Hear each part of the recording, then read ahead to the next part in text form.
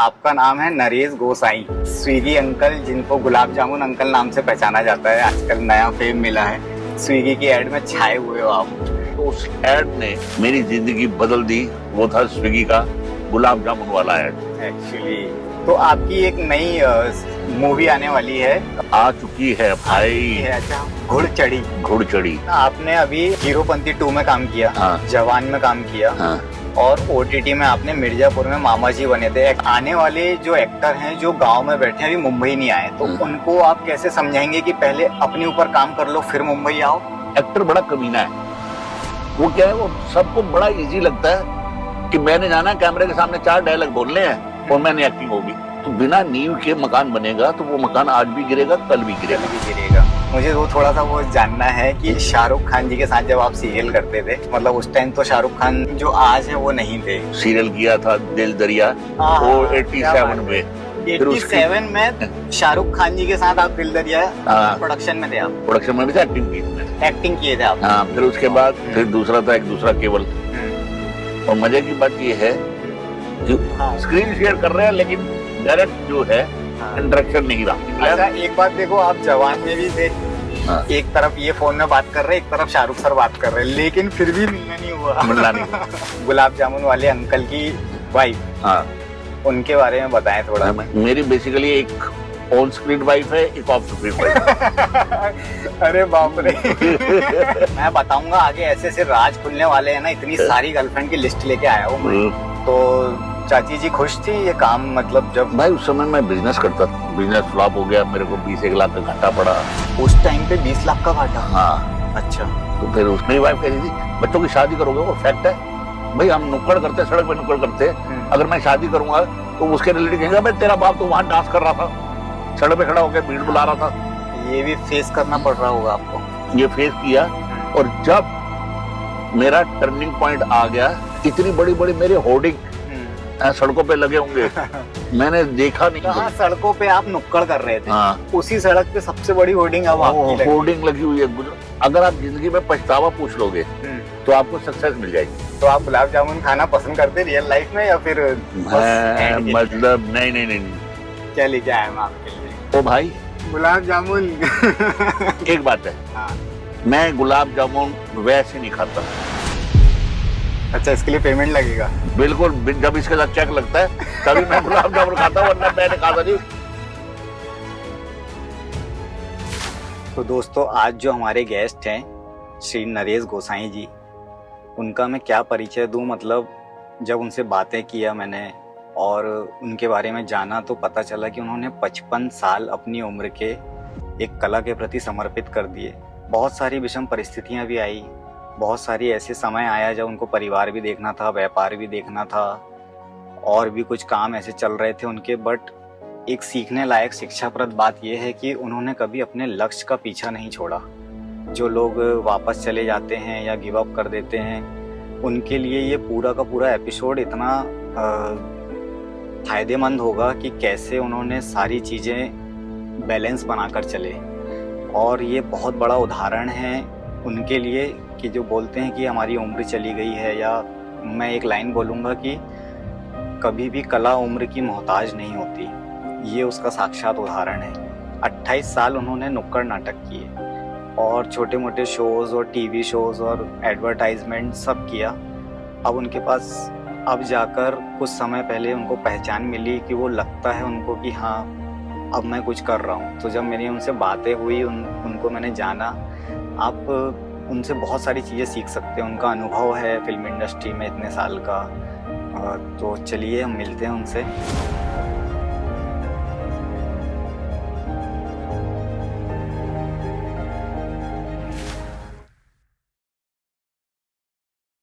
Hi guys, कैसे हैं आप सभी लोग? तो आज मेरे जो मेहमान हैं, आप सभी लोग देख के पहचान गए होंगे, स्विगी अंकल जिनको गुलाब जामुन अंकल नाम से पहचाना जाता है। आजकल नया फेम मिला है, स्विगी की एड में छाए हुए हो आप। आपका नाम है नरेश गोसाई, जिसमें 3 देवी देवता और भगवानों का नाम है। नरेश यानी राजा, गो यानी गाय माता जी देवी जी, और साईं भगवान का है। गोसाई मीन्स है गौवों के साईं, गौवों के रखवाले। अच्छा। गौवों के देख रेख करने वाले, दैट इज अरे गोसाई। वाह। तो है आपके घर पे गाय? नहीं नहीं नहीं, नहीं ये है। पुराने जमाने की बातें होगी। अच्छा, तो आपकी एक नई मूवी आने वाली है संजय दत्त जी के साथ, तो बताएं उस कैरेक्टर के बारे में, आपका क्या रोल है उसमें? यार एक बहुत ही अलग सब्जेक्ट के ऊपर ये फिल्म है, उसका नाम है घुड़चड़ी। घुड़चड़ी। घुड़चड़ी, अच्छा। घुड़चड़ी जो है बेसिकली पंजाबी शब्द है। जब शादी होती है तो दूल्हे को घोड़े पे बिठाया जाता है, हाँ, तो उसे चढ़ाना कहते हैं, तो उस शब्द को बोला जाता है घुड़चड़ी। घुड़चड़ी। तो ये शादी के इवेंट को लेकर पूरी कहानी है, बहुत कॉमेडी, और कॉमेडी के साथ साथ मतलब इमोशनल, मतलब लिटरली जब मैंने इसको फिल्म को ट्रायल के दौरान देखा तो मेरी आंखों में से खुद आंसू आ गए थे। मैं पहले हंसता रहा और फिर उसके बाद मतलब एक अलग ही यूनिक कंसेप्ट को डायरेक्टर ने, बिनोय सर ने कमाल किया इस फिल्म के अंदर। एक्चुअली वो नाम सुन के ही थोड़ा सा ना एक यूनिक लग रहा है कि घुड़चड़ी कौन, मतलब मूवी का नाम, यानी कुछ तो अलग ही देखने मिलेगा। हाँ हाँ बिल्कुल, बहुत अलग और यूनिक कंसेप्ट है, जो जियो सिनेमा पे जो है 9 अगस्त को रिलीज हुई है। ओके गाइस, मैं थोड़ा बता दूं कि ये थोड़ा मेरे लिए पॉडकास्ट, मुझे फॉर्मल और ऐसा कैमरे के सामने होना होता है। वैसे जब हम वेदा फैक्ट्री में 4 साल पहले जब कास्टिंग करता था मैं और इनसे मिला था, तो हम ऐसे पेट पकड़ लेते थे, ऐसा मस्ती करता था मैं। तो मुझे ना वो वाली फीलिंग, मतलब है, रिस्पेक्ट है, बहुत बड़े हैं मुझसे, बट मुझे ना वो ऐसा लग रहा है जैसे मैं कोई अपने दोस्त के साथ पॉडकास्ट कर रहा हूँ एक्चुअली। इनके साथ बैठो तो स्ट्रेस डिप्रेशन कुछ नहीं होता है, मस्त करो, एंजॉय करो, दिल्ली के बंदे। अच्छा, दिल्ली से हो ना आप? 55 साल तक दिल्ली में ही एक्टिंग करता रहा, थिएटर करता रहा, रामला करता रहा, और उसके बाद एड का ऑडिशन दिया, वो भी दिल्ली से ही दिया था। अच्छा। तो उस एड ने मेरी जिंदगी बदल दी। वो था स्विगी का गुलाब जामुन वाला एड। एक्चुअली इनकी एक अलग पहचान है दिल्ली में, जो अगर कोई होंगे मंडी हाउस के पास के लोग तो वो जानते होंगे, क्योंकि इन्होंने 25 से 27 साल लगभग नुक्कड़ नाटक किया है और अपने आप में एक पहचान है। उसके पहले मूवीज़ में भी आए हैं, लेकिन स्विगी का एड से जो लोग, मतलब सोशल मीडिया वाले होंगे या जो थोड़ी नई जनरेशन होगी, तो इनको अब कहीं भी जाते हैं तो स्विगी अंकल या गुलाब जामुन अंकल नाम से पहचाने जाते हैं। तो जब मैंने इनको इंस्टाग्राम में सर्च किया तो इनके नाम से नहीं थे ये। तो आप लोग भी जब इंस्टाग्राम में इनको फॉलो करोगे तो आप ध्यान रखना, क्या नाम है? गुलाब जामुन अंकल। गुलाब जामुन अंकल बहुत ही अच्छा है। तो आप गुलाब जामुन खाना पसंद करते रियल लाइफ में या फिर मतलब नहीं नहीं नहीं, मतलब मेरे घर पे सबसे बड़ी बात क्या है कि घर पे कोई मीठा नहीं खाता, मैं ही एक मीठा खाने वाला हूँ। अच्छा, क्या लेके आया मैं आपके लिए? ओ भाई, गुलाब जामुन। एक बात है, हाँ। मैं गुलाब जामुन वैसे नहीं खाता। अच्छा, इसके लिए पेमेंट लगेगा? बिल्कुल, जब इसके साथ चेक लगता है तभी मैं गुलाब जामुन खाता हूँ, वरना मैं नहीं खाता नहीं, क्योंकि ये मेरी कमजोरी है। अच्छा। लेकिन कमजोरी भी ऐसी जो मुझे पैसे भी देती है, इसलिए मैं जो है मतलब ऐसे ये शौकीन है गुलाब जामुन के, और इनकी एक्चुअली गुलाब जामुन ने किस्मत बदली है। लेकिन ये ऑन कैमरा अगर गुलाब जामुन खाएंगे तो इनको पैसे अच्छा चाहिए। मोटा कैमरे के सामने अगर खाना है तो पैसे बिल्कुल चाहिए। तो आज मेरे लिए तो खा लो एक स्लाइस, अच्छा फेमस है। मैं भाई एक स्लाइस नहीं खा सकता। अच्छा, मेरी प्रॉब्लम है, मैं एक स्लाइस खाने में मेरा डब्बा भर दे आप। बिल्कुल नहीं, डब्बा नहीं भर दे। ये जो है, हाँ, आए ये गुलाब जामुन अंकल, क्या एक्सप्रेशन है। मेरे नहीं, बस थैंक यू भाई। इस गुलाब जामुन के कारण मेरी लाइफ पलटी गई। मैं भी इस पे समर्थन दे सकता हूँ, लेकिन मुझे ऐसा लगता है कि हार्ड वर्क भी इम्पोर्टेंट है। एक ऐड से किस्मत पलटना, वो हम लोग एक प्लेटफॉर्म समझते हैं उस चीज़ को, लेकिन मुझे लगता है कि पिछले जो 25 साल आपने 30 साल जो गुजारे हैं उसको क्राफ्ट में काम करके और उतना पहचान और उतने ऑडिशन क्रैक करके, तब मुझे लगता बिल्कुल है तेरी बात एक जगह तक तो ठीक है, लेकिन बहुत सारे लोग मेहनत तो सारे करते हैं। हाँ, हैं? सफलता कितनी कब किसको मिलती है ये है, और किस कारण सफलता मिलती है। मेहनत तो मैं बहुत बचपन से करता आया, बहुत सारे काम किए, बहुत सारे वो करते रहे, थिएटर करते रहे, नुक्कड़ नाटक करते रहे, मेहनत तो करते रहे। लेकिन इस गुलाब जामुन के एक 20 सेकंड की एड ने मेरी लाइफ पलट दी एक्चुअली। और एक मुझे हाउसफुल 4 के लिए साजिद सर ने बुलाया मिलने के लिए। तो मैं ऑफिस में गया तो उन्होंने पूछा कि आपने कभी इससे पहले, एड से पहले कभी एक्टिंग की है? तो मैंने कहा सर एक्टिंग तो मैं 30-35 साल से करता आ रहा हूँ। मैंने कहा मैंने शाहरुख सर के साथ सीरियल किया था दिल दरिया, वो 87 में। फिर 87 में शाहरुख खान जी के साथ आप दिल दरिया प्रोडक्शन में थे आप? प्रोडक्शन में भी था, एक्टिंग की थी मैंने। एक्टिंग किए थे आप? हाँ, फिर उसके बाद 89 में रिलीज हुआ था दूसरा सीरियल, दूसरा केवल, तो उसमें किया था। और मैं कहा दिल्ली में मैं करता रहा, बहुत सारे सीरियल जो समय चलते थे दूरदर्शन वगैरह पे, तो हम करते रहते थे। अच्छा, ये आपके बचपन मतलब जवानी के टाइम की बात है। वैसे तो आप अभी भी जवान हो, मुझे तो मैं बताऊंगा आगे ऐसे ऐसे राज खुलने वाले हैं ना, इतनी सारी गर्लफ्रेंड की लिस्ट लेके आया हूँ मैं। तो वो जो है उसके बाद तो कह रहे बोले आप इतने पुराने हो। मैं कहा सर बस मजे की बात ये है कि इस 20 सेकंड की एड है जो आप मुझे लंदन लेके जा रहे हो।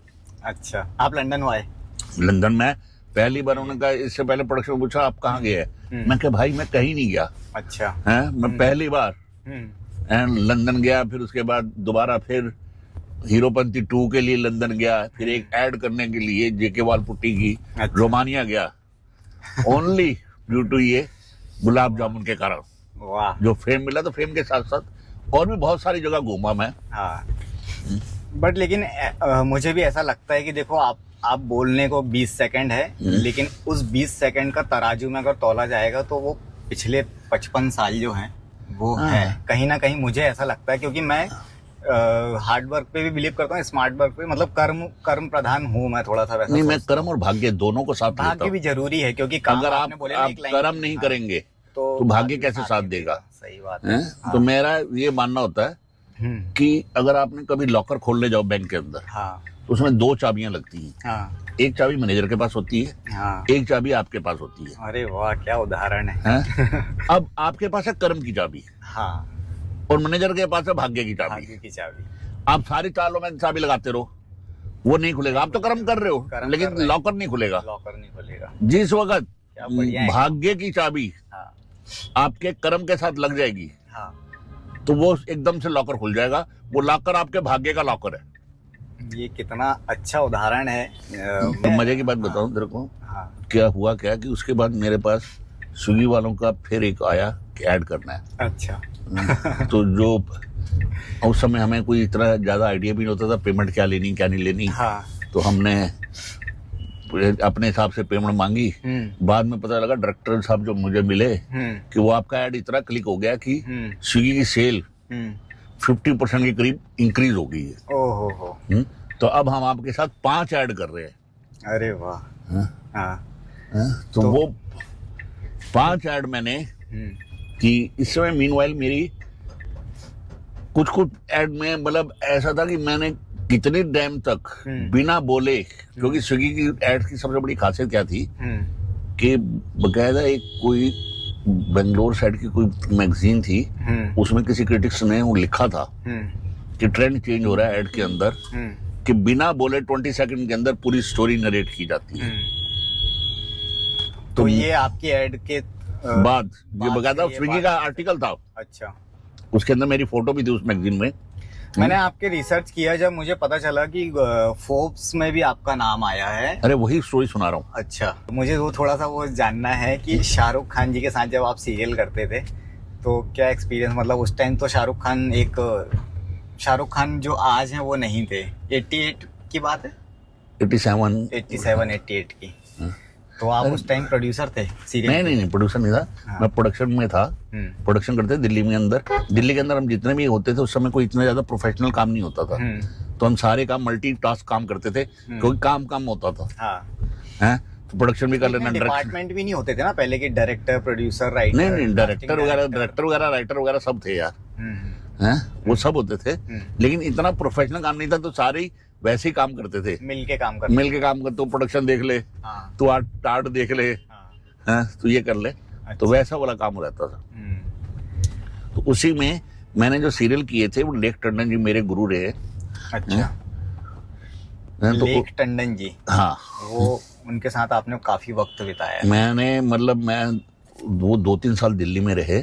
जितना टाइम रहे, लोग भगवान के पास जाते हैं तो मैं सुबह भी और शाम को भी उन्हीं के पास बैठ के उनसे मतलब बातें करते रहते थे। वो अपना पुराना पीरियड बताते रहते थे, कैसे ये है वो है। तो मुझे लगता है वो लेख जी जो है अगर सोते सोते ही कोई शॉट लेते थे तो वो भी माइंड ब्लोइंग नहीं होता था, गोल्डन शॉट होता था वो। अच्छा। कि वो मतलब इतने महान इंसान, अभी उनकी पीछे डेथ हुई है, लेकिन मतलब इतने कमाल के डायरेक्टर थे वो। हाँ। तो उनके साथ 2 सीरियल करने के बाद मुझे तब जाके, जबकि मैं प्रोडक्शन करता था, तो मैं उनके जो डायरेक्शन में देखता था कि वो कमाल का काम करते थे। तो उनके साथ मैंने 2-3 सीरियल किए। एक फिर वही तलाश है, फिर वही तलाश थे, वो किया था, उसमें एक छोटा सा रोल किया था। फिर वो ये सब डीडी नेशनल में आते थे पहले। हाँ, सारा उस समय दूरदर्शन ही होता था। दूरदर्शन ही होता था। फिर वही तलाश, फिर ये अपना क्या कहते हैं, दिल दरिया, जिसमें शाहरुख खान जी भी थे। शाहरुख खान जी थे। हाँ। हैं? उसमें मैं प्रोडक्शन भी कर रहा था और साथ में रोल भी कर रहा था। फिर दूसरा था एक दूसरा केवल। और मजे की बात ये है कि उसमें भी शाहरुख सर के साथ मेरा कोई डायरेक्ट रोल नहीं था, मैं अलग रोल था, वो अलग रोल था। अच्छा। दूसरा केवल में भी उनका मर्डर हो जाता और मैं उस तफ्तीश कर रहा हूँ इंस्पेक्टर बन के। अच्छा, तो भी फिर मिलना नहीं होता। मतलब सेट के ऊपर मुलाकात है। हाँ। लेकिन वैसे नहीं मिल रहा। वैसे नहीं मिला। अच्छा, एक बात देखो, आप जवान में भी थे। जवान में सर मंत्री जी का रोल निभाते। अगर आपको याद आएगा तो उसमें भी शाहरुख खान के साथ इनका, शाहरुख सर के साथ इनका सीन है। एक तरफ ये फोन में बात कर रहे, एक तरफ शाहरुख सर बात कर रहे, लेकिन फिर भी मिलना नहीं हुआ। मतलब ऑन स्क्रीन है। हाँ। स्क्रीन शेयर कर रहे हैं, लेकिन डायरेक्ट जो है इंटरेक्शन नहीं रहा। तो आज मिलना है। नहीं, उनके घर जब समय आएगा तभी मुलाकात होगी। समय क्या है, मैं जाते रहता हूँ बैंड्रा, तो एक बार पूछ लेते हैं मन्नत के सामने जाके। नहीं ऐसे नहीं। जब कभी भी। आपने पढ़ाई क्या किया था? मैं बेसिकली मैकेनिकल इंजीनियर हूँ यार।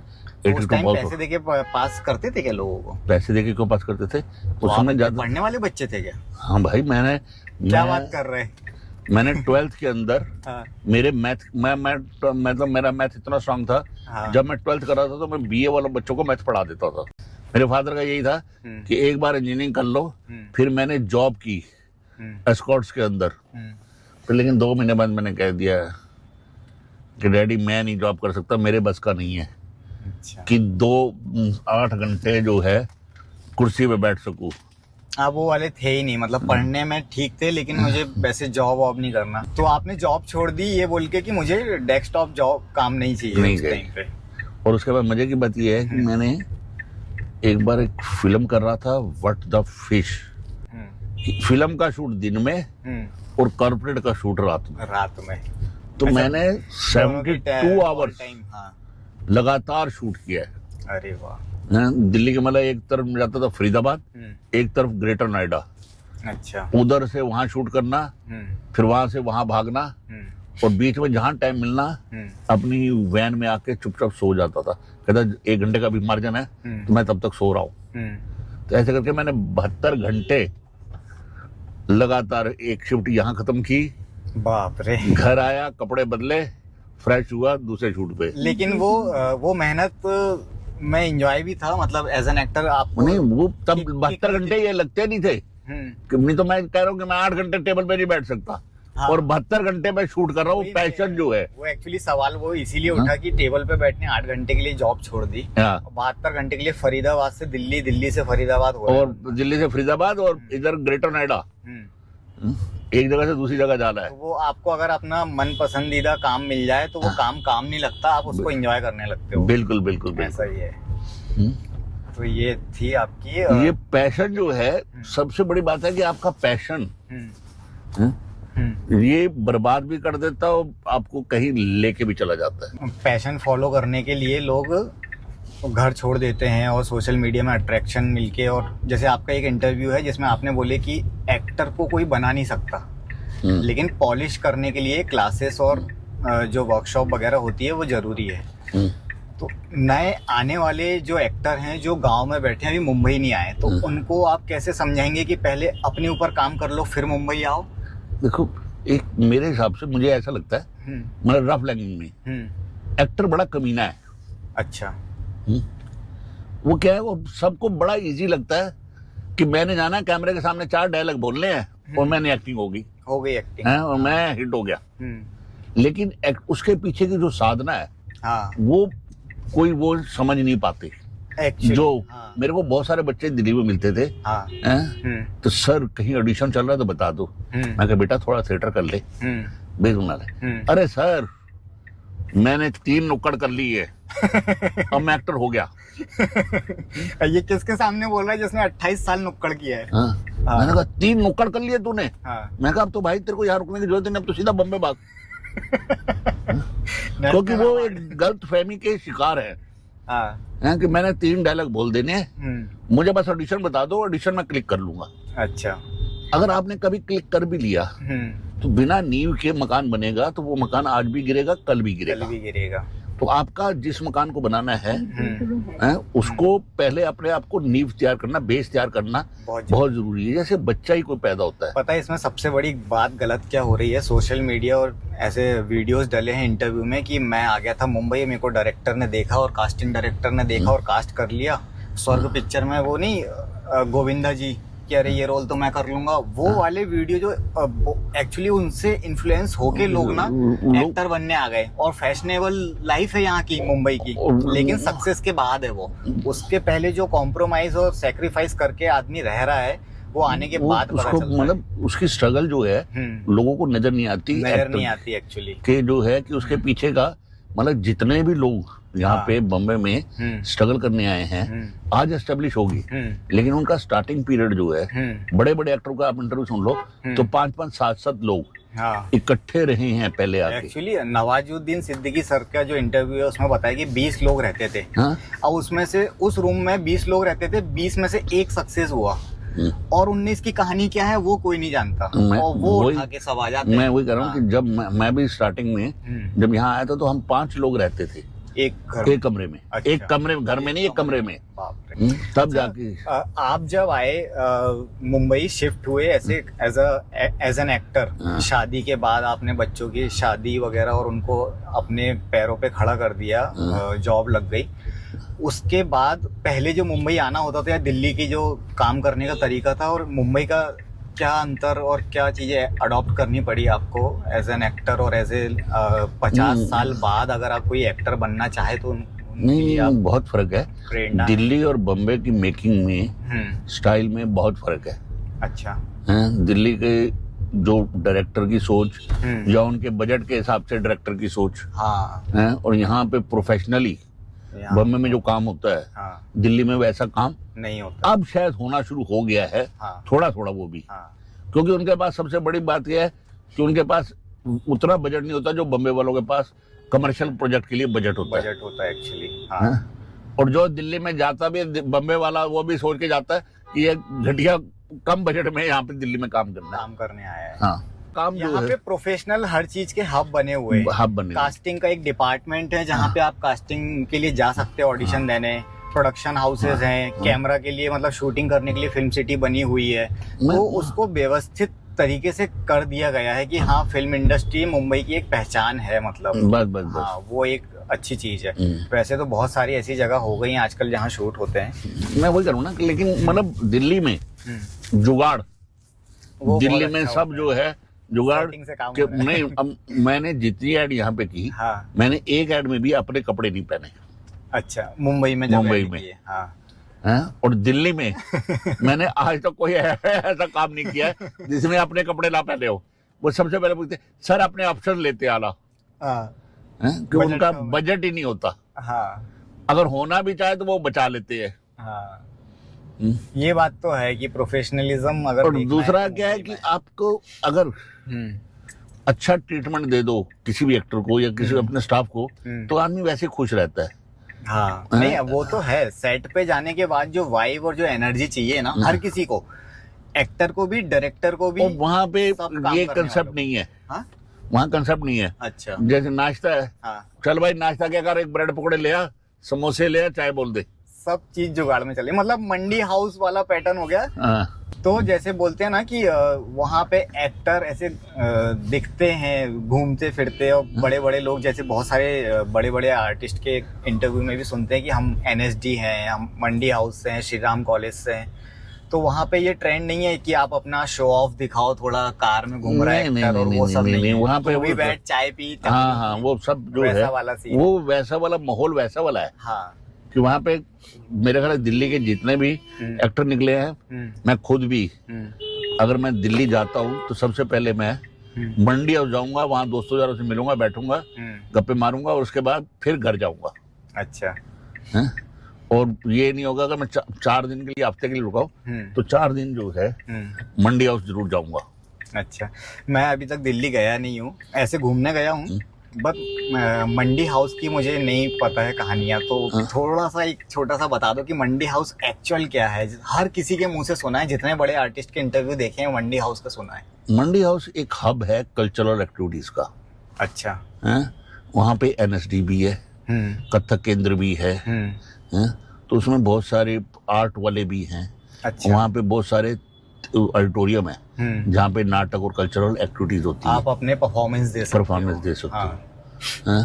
तो वहाँ पे थोड़ा सा जो है वो है, तो सब लोग अक्सर इन एक्टिविटीज वाले, और उसमें से भी क्या है जो वहाँ पे स्ट्रगलर है वो 90% जॉब करते हैं।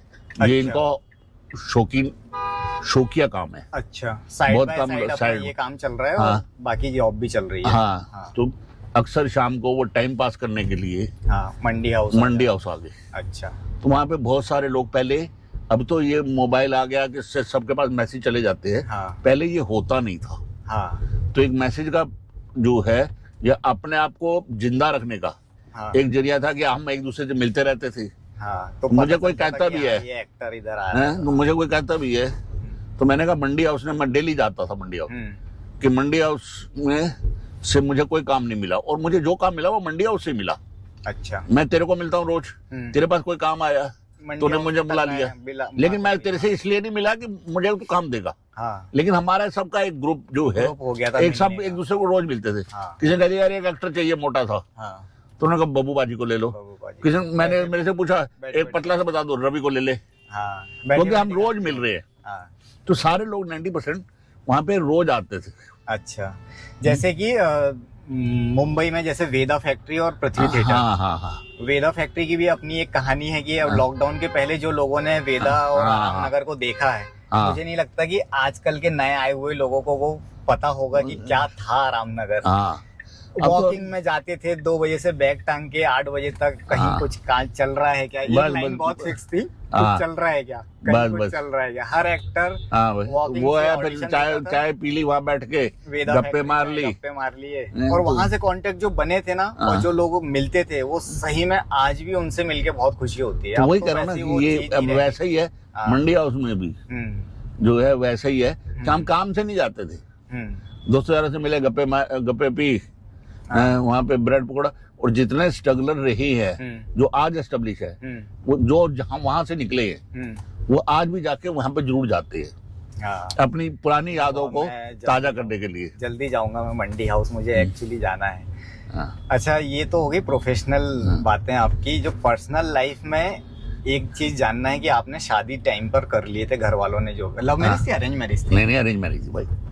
आप तो, लेकिन जैसे मैं जानता हूँ आपके तो बड़े मोहब्बत के किस्से होंगे अपनी जवानी में, मतलब ऐसा? नहीं भाई, नहीं, मेरी सिर्फ एक ही मोहब्बत रही है, वो है काम से।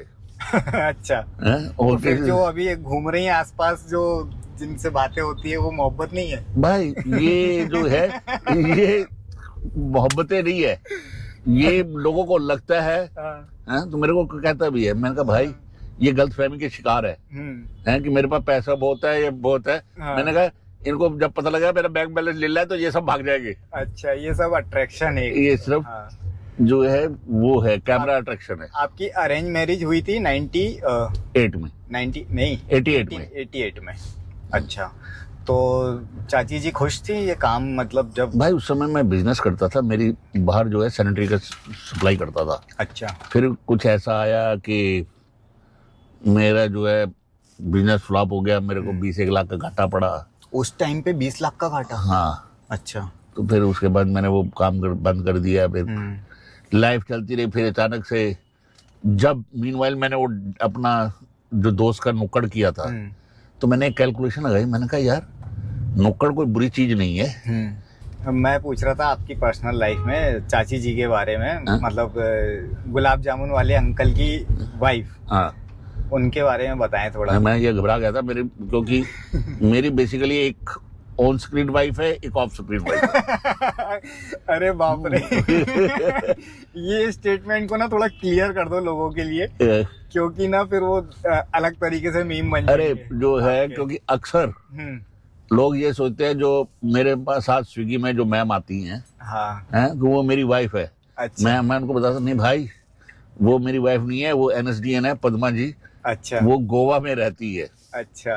हैं? मैं कहा मेरी वाइफ दिल्ली रहती है और वो मैम जो है वहां रहती है। तो आपकी इंस्टाग्राम जब मैंने देखा तो आपकी दोनों के साथ बहुत बराबर से फोटो है, हाँ। तो ऐसे तो कंफ्यूजन हो जाएगा। और ये एक नई चीज पता चली कि एक ऑन स्क्रीन वाइफ है। एक of screen Off wife. screen wife। क्योंकि मैं स्विगी में जितनी भी ऐड करता हूँ तो वो मैडम ही उनके मेरी साथ वाइफ ही बनती होती है। अच्छा, उनके बहुत अच्छा है उनका काम, मैंने हाँ। देखा, ऑडिशन लिए मैंने उनसे। हाँ, नहीं बहुत स्वीट लेडी है वो, और एक्ट्रेस कमाल की है। तो जो ऑफ स्क्रीन वाइफ है, उन्होंने ही बोला कि ये तो मैं भी कर लेती, गुस्सा ही तो करना था, वो तो मैं पैसे भी कर लेती हूँ। ये तो सबके लिए ये कॉमन फिनोमेना है, इसमें क्या खास है?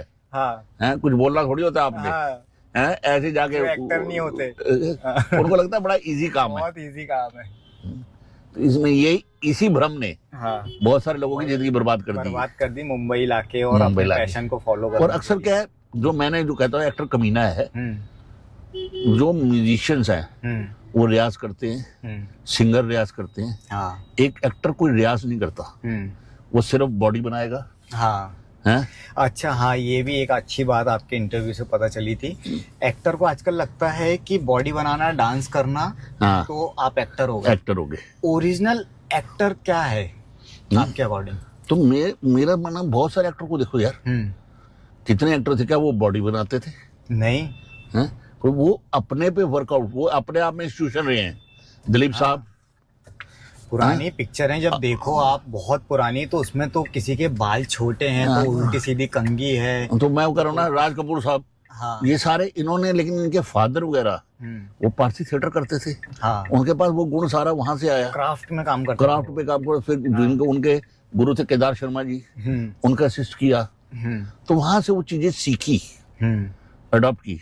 अब इन लोगों को लगता है, जो अभी नई जनरेशन आ रही है, कि हमने बॉडी बना ली, डांस के स्टेप कर लिए, हाँ। हैं तो हो गए हीरो। और आजकल एक नया ट्रेंड चल रहा है रील बनाने का, और कितने मुझको followers लगता है हो गए? कि कितने फॉलोअर्स हो गए, अगर ज्यादा फॉलोअर होंगे तो काम मिल जाएगा। हाँ, तो ये भी एक बहुत बड़ा वो वहम एक चल रहा है। जो है एक शॉर्ट टर्म्स का है, हाँ, कि लोगों को ऐड मिल रही है, ये मिल रहा है, वो एक अलग फील्ड अलग हो गया है। 2 दिन की सक्सेस रातों रात मिलती है, एकदम से वायरल होते हैं, फिर बस। कहाँ गायब हो गए पता नहीं है। वो एक अलग जो है, जो नहीं, वो भी एक ठीक है, हर एक का अपना अपना है नजरिया, वो भी एक लाइन तो खुली किसी के लिए। हाँ, ये काम ज्यादा बढ़ गया है अभी, लोगों का OTT में भी काम आने लगा आना शुरू हो है। गया। लेकिन मुझे मेरे कल ना एक सवाल उठ रहा था मन में, रात में जब मैं ये सब सवाल तैयार कर रहा था, सोच रहा था कि आपसे ये बात करूंगा। तो अभी कुछ लोगों ने ना इसको डिवाइड कर दिया अलग अलग विभाग में, कि OTT का एक्टर है, टीवी का एक्टर है, सीरियल वाला एक है, फिल्म का एक्टर है, और ये एड का काम ज्यादा करता है। मुझे लगता है कि कोई भी प्लेटफॉर्म में देख रहे हैं, एक्टिंग तो उसको कैमरा में करनी है, डायरेक्टर भी वैसे ही डायरेक्ट करता है, तो ये क्यों डिवाइड कर रहे हैं लोग कि अब OTT का एक्टर है, ये फिल्म का एक्टर है, इसको एड ये का उसका थोड़ा सा क्या हो गया है कि ये, अगर कोई भी, अगर पुरानी फिल्मों में देखोगे, जिसको पुलिस वाले का रोल मिलता था उसको पुलिस वाले का रोल मिलता था। हाँ, क्लीशे होते थे सारे। हाँ, कि वो ऐसे ही कि लोग किसको विलन पसंद करना शुरू किया, तो विलन ही तो विलन दूसरा ही अगर चेंज करेगा तो वो उसमें लिया नहीं जाएगा। हाँ, पंकज त्रिपाठी जी हैं, हाँ, पंकज त्रिपाठी जी OTT पे इस समय स्टार स्टार है। हाँ, हैं, लेकिन फिल्म में वो उस ग्रेड में नहीं पहुंच पाते जिस ग्रेड में OTT पे आ गए। OTT पे आ गए एक्चुअली, लेकिन उन्होंने तो अपनी एक्टिंग पूरी की ना, उनको मतलब थोड़ी समझ पता नहीं, था। लेकिन उनको ज्यादा पहचान जो है, या ज्यादा OTT का एक अलग विजन है, ऑडियंस अलग है, ऑडियंस भी अलग है। हाँ। उसका अब जैसे मैं जो है, उस समय मैं समझ नहीं पाता था, लेख जी फिल्में करते थे, और फिर वो टीवी करने लगे। अच्छा, तो वो टीवी कहते थे यार ये इडियट बॉक्स है। अच्छा, टीवी को इडियट बॉक्स। हाँ, इडियट बॉक्स अभी भी बोलते हैं। हाँ, हैं? कि ये इडियट बॉक्स मुझे समझ में नहीं आता, इसकी मेकिंग, शूट तो शूट करना है लेकिन मेकिंग का जमीन आसमान का फर्क है। अच्छा। फिर जो है ना बाद में मैंने कहा क्या डिफरेंस है, कहते जब आप फिल्म देखते हो तो वहां पे एक्टर आपको नहीं ठीक है इतना बड़ा नजर आता है आपकी इमेज से, तो आप उसे स्टार मानते हो। जब आप टीवी के अंदर जो सीरियल देख रहे हो तो उसके अंदर इतना सा चेहरा आ रहा है तो वो आपके घर का मेंबर लगता है, उसे आपने कभी स्टार माना ही नहीं है एक्चुअली, कि वो लगता है कि ये मेरे घर का मेंबर है, क्योंकि वो टीवी आपके घर का एक मेंबर है। फिर तो मोबाइल में जो आजकल ओटीटी के आ गए वो भी, मतलब वो भी उस लेवल के स्टार जो है वो फिल्मों वाले ही होंगे कि वो बड़ी स्क्रीन पे नजर आते हैं। अच्छा। हाँ, क्योंकि ना ये बहुत आजकल चल रहा है कि ये टीवी एक्टर है। अरे ये तो मुझे ऐसा लगता था कि यार एक्टिंग तो एक्टिंग है। नहीं, पहचान जो है ना, मॉडल्स और एक्टर में अंतर है, ये मैं समझ नहीं। अब मुझे जितने भी काम मिले हैं अभी तक उसमें ज्यादातर काम मुझे ऐड के मिलते हैं, तो उसमें जो है कि हाँ भाई ये ऐड में काम करते हैं तो इसलिए ज्यादा ऐड के काम मिलते हैं, जबकि ये नहीं है कि मैं साथ साथ दूसरे भी कर रहा हूँ। अब मूवी में आपने कितनी बड़ी बड़ी मूवी की, देखो आपने जवान मूवी की है, आपने अभी घुड़चड़ी में उसमें यह त्रिभुवन मिश्रा सीए टॉपर में एक अलग फ्लेवर आया। हाँ, वो मैं बात करने वाला था, त्रिभुवन मिश्रा सीए टॉपर। तो गाइज मेरी जब अभी इंस्टेंट इनसे जब बात हुई तो इन्होंने एक स्टेटस डाला हुआ था अपने व्हाट्सएप पे जिसमें ये मानव कौल जी उनको धमकी दे रहे हैं कि तेरी सास, वो डायलॉग बोलिए आप एक बार। उन्होंने ये था कि तेरी सास तेरे घर से जानी नहीं चाहिए हैं, और अगर तूने उसको भेजा तो मुझसे बुरा कोई नहीं होगा। कहता आपको क्या लेना मेरी सास से, मुझे कहता प्यार करते हैं हम, लकी है हम जो इस उम्र में प्यार करने वाली मिली है। तो फिर वो कहता है गुप्ता जी प्यार 17 का हो या 70 का हो, सब जायज है। तो गुलाब जामुन अंकल जी, आपने सबसे पहले कैमरा कब फेस किया, किस टाइम पे आपने एज एन एक्टर काम किया उसमें? दोस्त, ये जो है एक बड़ा सा टिपिकल सा क्वेश्चन है, क्योंकि अगर मैं कहूँ तो मैंने एक्टिंग कब शुरू की तो लोगों को हंसी लगेगी कि मैंने सबसे पहला नाटक किया था 1968 में। जब मैं 68, अच्छा, जब मैं 5 साल का था तो मेरे फादर जो है एक मंदिर में जाते थे, शिवजी का मंदिर था शादरा के अंदर, झारखंडी मंदिर।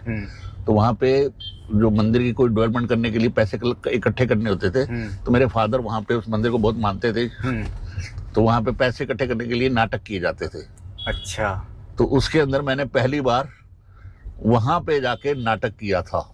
अरे वाह, 5 साल की उम्र में? 5 साल की उम्र में। अच्छा। और 72 में मैंने अपने फादर के साथ एक प्ले किया था मिनिस्ट्री कंपटीशन में, जिसमें हम बाप बेटे दोनों बाप बेटे बने थे, और उस मिनिस्ट्री रियल लाइफ भी रियल लाइफ हो गई थी। हाँ।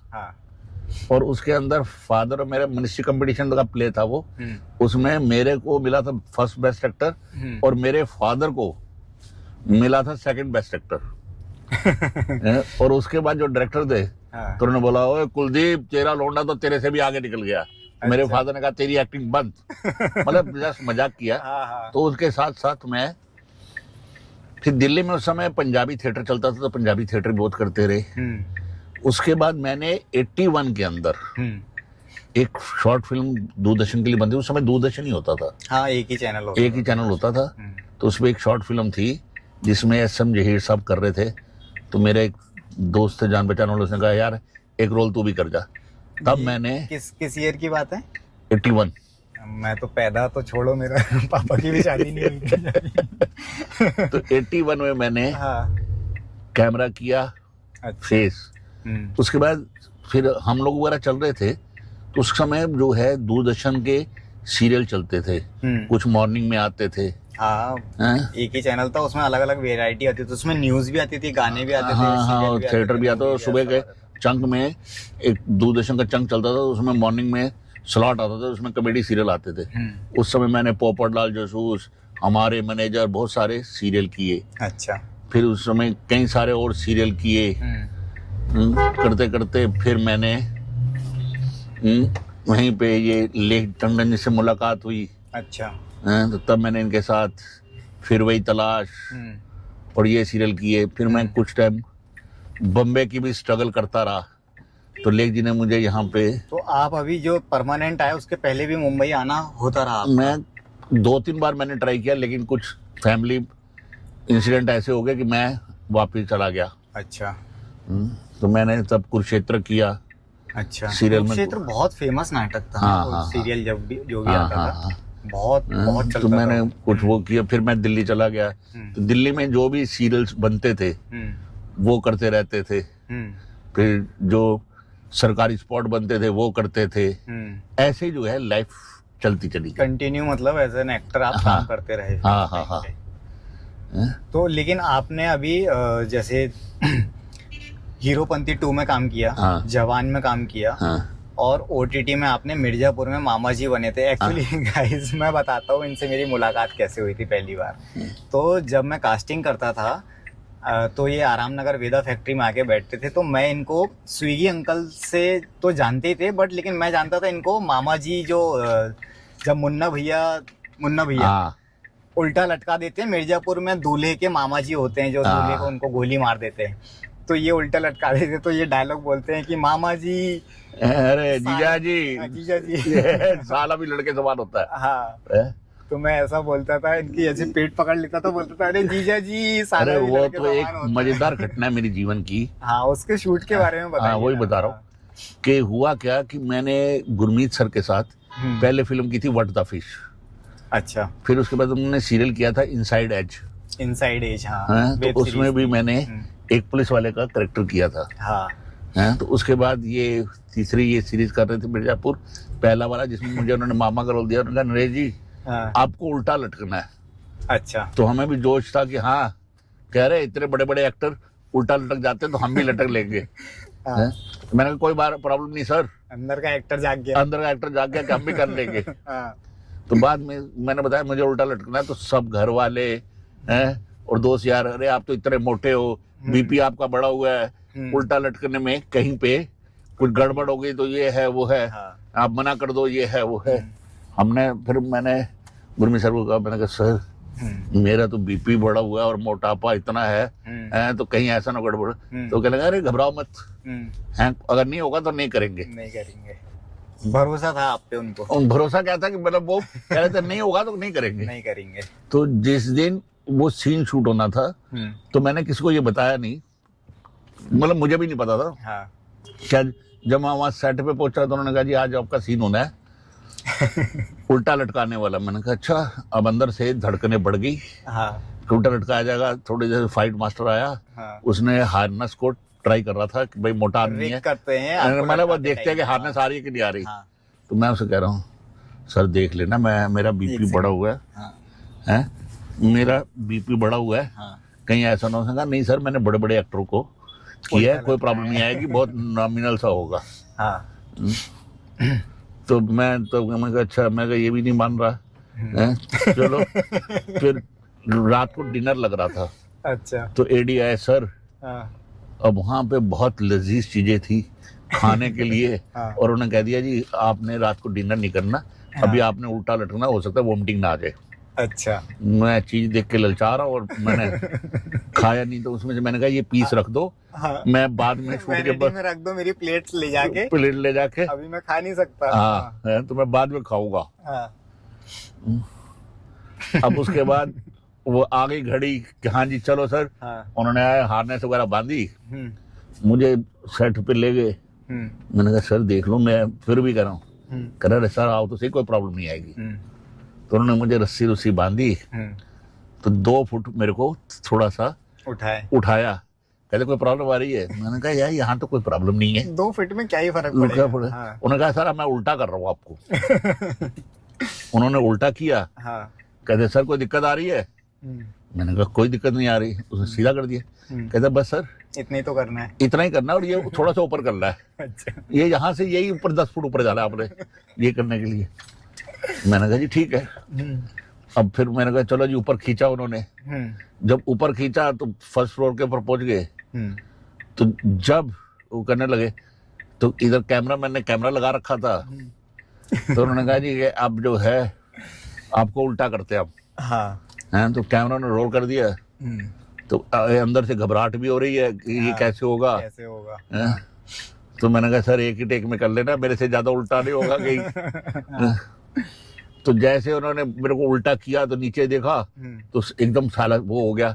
मैंने फटाफट से अपने डायलॉग बोले हैं? और कैमरामैन को भी बोल दिया भाई कि जो भी टेक्निकल इशू है सब पहले क्लियर कर ले। अब क्या हुआ, जैसे खत्म हुआ तो मैंने कहा सर हो गया। कहते खाक हो गया, आपने तो अपने हाथ अपने मुंह को कवर कर रखे थे, वो हाथ नीचे लटका रखे थे। कहते इधर करते तो फेस तो नजर आता। अच्छा। करते करते मतलब उस शॉट को करते करते 3-4 घंटे लग गए एक शॉट को। हाँ, ये आप लोगों को जानना चाहिए कि जो टीवी पे दिखता है आपको बहुत आसान लगता है ना कि अरे एक कार का एक्सीडेंट हो गया, तो उसके पीछे बहुत मेहनत होती है। अरे आधी यूनिट लगी हुई थी रस्सा खींचने के लिए जिसमें मैं लटका रखा था। इसकी भी आपकी देखो कितनी थी कि आपको अगर धोखे से कुछ 19-20 हो जाता है, ऐसा शूट पे बहुत बार होता है। अरे मेरे साथ तो क्या हुआ, मेहनत बहुत होती है। जब उन्होंने मेरे को कहा जी आपका शॉट हो गया, हार्नेस उतार दो, तो मुझे लग रहा है यार कहीं अब उल्टा लटका रहा हूँ इतनी देर तक तो कुछ गड़बड़ ना हो जाए। हाँ। फिर मैं वहीं बैठा रहा कि बहन कहते आप जाके वैनिटी पे जाकर आराम करो। मैं कहा नहीं मैं यहाँ ठीक हूँ। फिर उसके बाद आधे पौने घंटे के बाद वैनिटी मैंने कहा आप ठीक हूँ। हाँ। फिर मैंने कहा जरा नींबू पानी लेके आओ। फिर नींबू पानी पिया कि हाँ भाई वॉमिटिंग तो नहीं आ रही। हाँ, वो चेक करने के लिए अपने आप को सेटिस्फाई करने के लिए। आप कुर्सी लगा के सेट पे इसलिए बैठे रहे कि वैनिटी में कुछ हो जाए तो पता भी नहीं चलेगा किसी को। साला यहाँ कुछ होगा तो कम से कम यहाँ सारी यूनिट तो है। एक 10 सेकंड के सीन के लिए आदमी ने जान अपनी हथेली पे रख दी। ये होता है जुनून। अच्छा, ये पैशन फॉलो करने के लिए आपने जो एक्टिंग का है और जान तक बाजी लगा दी, इसमें कभी तकलीफ या बुरा टाइम देखा है आपने? ये सब भाई इस पैशन के कारण जो है बहुत सारी लाइफ जो है स्ट्रगल रही है। कि तुम ये मान के चलो कि मेरे बच्चे हैं मेरे, क्योंकि हमारा सोर्स ऑफ इनकम क्या था, दिल्ली के अंदर कोई शूटिंग रेगुलर तो होती नहीं थी। हाँ। कोई महीने में कोई 2 दिन का 3 दिन 4 दिन। हाँ। काम आ गया तो आ गया, नहीं आया तो नहीं आया। तो सर्वाइवल कैसे होगा? बच्चे भी पालने हैं, बच्चे पढ़ाने भी है, शादी हो गई, बच्चे हो गए। हाँ, बच्चे भी अच्छे स्कूल में पढ़ते थे। हाँ। उनकी कोचिंग करवाना, ये कराना, तो सारा उसमें अक्सर मेरी वाइफ का बहुत बड़ा मेरे साथ योगदान रहा है। सहयोग रहा है कि उसने आज तक कभी मुझसे अपने पर्सनल यूज के लिए कभी पैसे नहीं मांगे। अच्छा। जब भी होता था बच्चों की फीस दे दो, बच्चों की ट्यूशन फीस दे दो, बच्चों के ये बनने हैं, ये सामान लाना है, ड्रेस लानी है, ये करना है। डिमांडिंग नहीं थी वो अपने लिए नहीं है, सिर्फ बच्चों के लिए। अच्छा। कि बच्चों का फ्यूचर बनाना है, उतना तो अब उसको सर्वाइव के लिए तो मैं नुक्कड़ करता रहा। मैंने 27 साल तक रामलीला की, बैक स्टेज भी करता था रामलीला में। अच्छा। नुक्कड़ भी किया है, रामलीला भी की। फिर मैंने वो सारे काम करता रहा साइड बाय साइड। अब जब भी मतलब दशक बदलते देखे हैं आपने। हाँ। 10-20 साल तक। तो वो पूरा जो है कि मतलब सुबह वैन लेके निकल जाना है, नुक्कड़ करना, फिर शाम को ही वापिस आना है। तो यही हमारी स्ट्रगल सारी जिंदगी की यही रही। तो जब भी वो कहते थे पापा वो फीस देनी है ट्यूशन वाले को, तो मैं रुक जा बेटा चेक आ रहा है। अच्छा। हाँ। अब कहीं 2 महीने काम ही नहीं आया तो वेट कर रहे हैं भाई कोई काम आ जाए। तो जब काम नहीं आता था और जब किसी से फिर ऐसे पैसे उधार लेके भी काम चलाना पड़ा आपको? अरे यार मेरे मतलब जो मेरे दोस्त थे, भगवान करे वैसे दोस्त सबको मिले। एक टाइम ऐसा आ गया कि मेरे सारे रास्ते बंद हो गए और मेरे पास काम नहीं था। अच्छा। तो मैं ड्रिंक करता था। अच्छा। तो मेरे दोस्त ने कहा चल ड्रिंक करते हैं। मैं कहा नहीं यार मैं ड्रिंक नहीं कर रहा। कहता क्यों? तो उसका नाम है शरण कोहली था, अब इस दुनिया में नहीं है। अच्छा। भगवान ऐसे दोस्त मेरे को जो मिला है वो सबको दे। ऐसा स्पोर्टिंग दोस्त जो है बहुत कम होता है। कहते हैं कि दोस्त क्या होता है, वो दोस्ती निभाई। वो दोस्ती वो ऐसी थी कि उसने कहा अरे यार, मैं कहा यार पैसे नहीं है। घर वाले कहते हैं तेरे पास दारू के पैसे हैं, घर के खर्चे के लिए पैसे नहीं है। तो उसकी दुकान थी, चिकन पॉइंट था उसका। तो उसने कहा दोनों का भाइयों का खर्चा यहाँ से चल सकता, तुझे जब भी पैसे चाहिए दुकान से ले लिया कर। वो दुकान में बैठता नहीं था, उसके लड़के बैठते थे। तो मैं काफी टाइम तक उसकी दुकान से कभी 500 कभी 1000 रुपया लेके जाता था। फिर अच्छा, उनको ये नहीं बोलते थे कि मैं दे दूंगा वापस? ये कोई बात नहीं, कोई लेके जा, घर चला। हाँ घर चला। और ड्रिंक करानी है वही कराता था। खर्चे जो है वो उठा लेता था, पता था कि समय खराब चल रहा है। हाँ। फिर उसके बाद अचानक से मेरे पास मतलब मैं काउंट करता था कि मेरे पास उसके कितने पैसे मैंने उसके ले रखे हैं। अच्छा। तो एक बार जब मेरे पास कुछ पेमेंट आई हाँ, इकट्ठी। इकट्ठी। तो मैंने उसको फोन किया, मैं कहा यार सरन हम्म, तेरे पैसे देने हैं। अच्छा, हाँ? सरप्राइज। सरप्राइज क्या है, हाँ। मतलब देने हैं, हाँ। और मेरे पास पैसे आ गए तो मैं तेरे पैसे देना जा रहा हूँ। हम्म, कह रहा कितने पैसे तूने मेरे देने हैं? हम्म, मैं कहा भाई 25,000 रुपए तेरा देना है। हम्म। कहता भाई 25,000 तो दुकान से ले चुका है। उसको ये उसने गिने भी नहीं है कभी। ये 1994 की बात है ना? नहीं नहीं नहीं, ये है 99 99 के आसपास की। अच्छा। 99 2000। हम्म, कहता 25,000 रुपए सारे तूने मेरा देना है। मैं कब देगा? मैं कहा भी दे दूंगा बैंक से निकाल के। चल चल चल फटाफट चल यार, मुझे दिवाली है, अपने स्टाफ को पैसे बांटने। मैं सोच रहा था पैसे कहाँ से आएंगे। अच्छा। उन्होंने मेरी प्रॉब्लम सॉल्व कर दी। हाँ। तो मतलब मेरे एक दोस्त था अशोक मासूम, जो मेरा दोस्त भी था, भाई भी था, गुरु भी था। अच्छा। तो वो रामला करता था, उसके साथ मैं रामला करता था। तो मैंने बच्चों की फीस के लिए उससे पैसे ले लिए। तो 3 साल तक मैंने उसको जो है पैसे नहीं दिए और रामलीला में कटवाता रहा मैं। अच्छा, एडवांस पेमेंट भी लिए है आपने? मतलब 3 साल तक लगातार। हाँ। हैं? उसने भाई, कभी नहीं ये कहा हाँ, कि भाई पैसे दे दे। हाँ। तो ऐसे दोस्त बहुत कम लोगों को मिलते हैं, जो दोस्त मेरे को मिले कम थे। लोगों को नहीं, आप खुशनसीब हैं कि हाँ। आपको वो दोस्त मिले। और मतलब मेरे ऐसे ऐसे दोस्त थे जिससे मैंने पैसे ले लिए, जैसे मुसीबत हुई उसका फोन आ रहा है, भाई पैसे है? मैं कहा नहीं है अभी। चल गाली दे के फोन बंद। हाँ। जब मेरे पास पैसे आए तो मैंने कहा भाई तेरे पैसे देने आ रहा हूँ। तो मैं जो है उसके पैसे देने जाता था। मैं कहा यार कि तू तो उस समय गाली दे रहा था। कह रहा देख बात सुन, तेरे पास नहीं है तो किसी को उधार लेके मेरे को चुकाएगा, तो वो तो टोपी मैं खुद फेर लूंगा। हाँ। तो तेरे को कब फिरवाऊं? ये भी एक तरीका होता है है? कि इसकी टोपी उसके साथ, उसकी टोपी उसके साथ। लेकिन आपके जो दोस्त थे, एक्चुअली मैं इसलिए उसको बार बार हाईलाइट कर रहा हूँ कि आपके दोस्तों ने देते समय कभी ये नहीं पूछे ना कि कब देगा। हाँ हाँ, ले जा, काम चला। हाँ, उनको भी पता था कि आएंगे नहीं आएंगे, आपकी नीयत साफ थी तो आपने उनको दे भी दिया वापस, नहीं तो वो मांगने भी नहीं वाले थे वो चीज। तो मुझे नहीं लगता कि आज के टाइम पे ऐसे दोस्त बहुत रेयर, बहुत ऐसा ढूंढेंगे ना तो 1% भी ना मिल जाए। तो ये सारा हुआ। फिर उसने, मैं आ गया बम्बे, तब आके मैंने लापता का जो चिड़ियाघर वगैरह सीरियल के कुछ एपिसोड्स किए। अच्छा। मीनवाइल मेरे बेटे ने MBA में एडमिशन ले लिया। अच्छा। तो उसका फोन आया, पापा मैंने एडमिशन ले लिया और मैंने एंट्रेंस पैसे भर दिए रजिस्ट्रेशन के। हाँ। अब 5 लाख रुपया इस महीने भेजने हैं और 14 लाख रुपए का टोटल फीस है। अच्छा। और बाप के पास 14 रुपए नहीं है। लेकिन मजे की बात यह है, हाँ।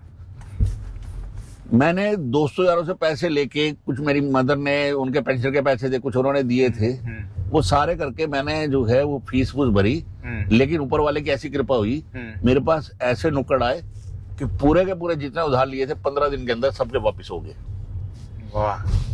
लेकिन देखो एक बात, आपने जैसे स्विगी ने आपकी किस्मत बदल दी। हाँ। आप ऐसा कहते हैं। हाँ। आपने भी स्विगी का 50% सेल बढ़ा दिया। हाँ, दोनों एक दूसरे पे परस्पर हैं। हाँ हाँ, तो नहीं, जो 50% उनका सेल बढ़ा, उस हिसाब से आपका चेक कितने % बढ़ गया?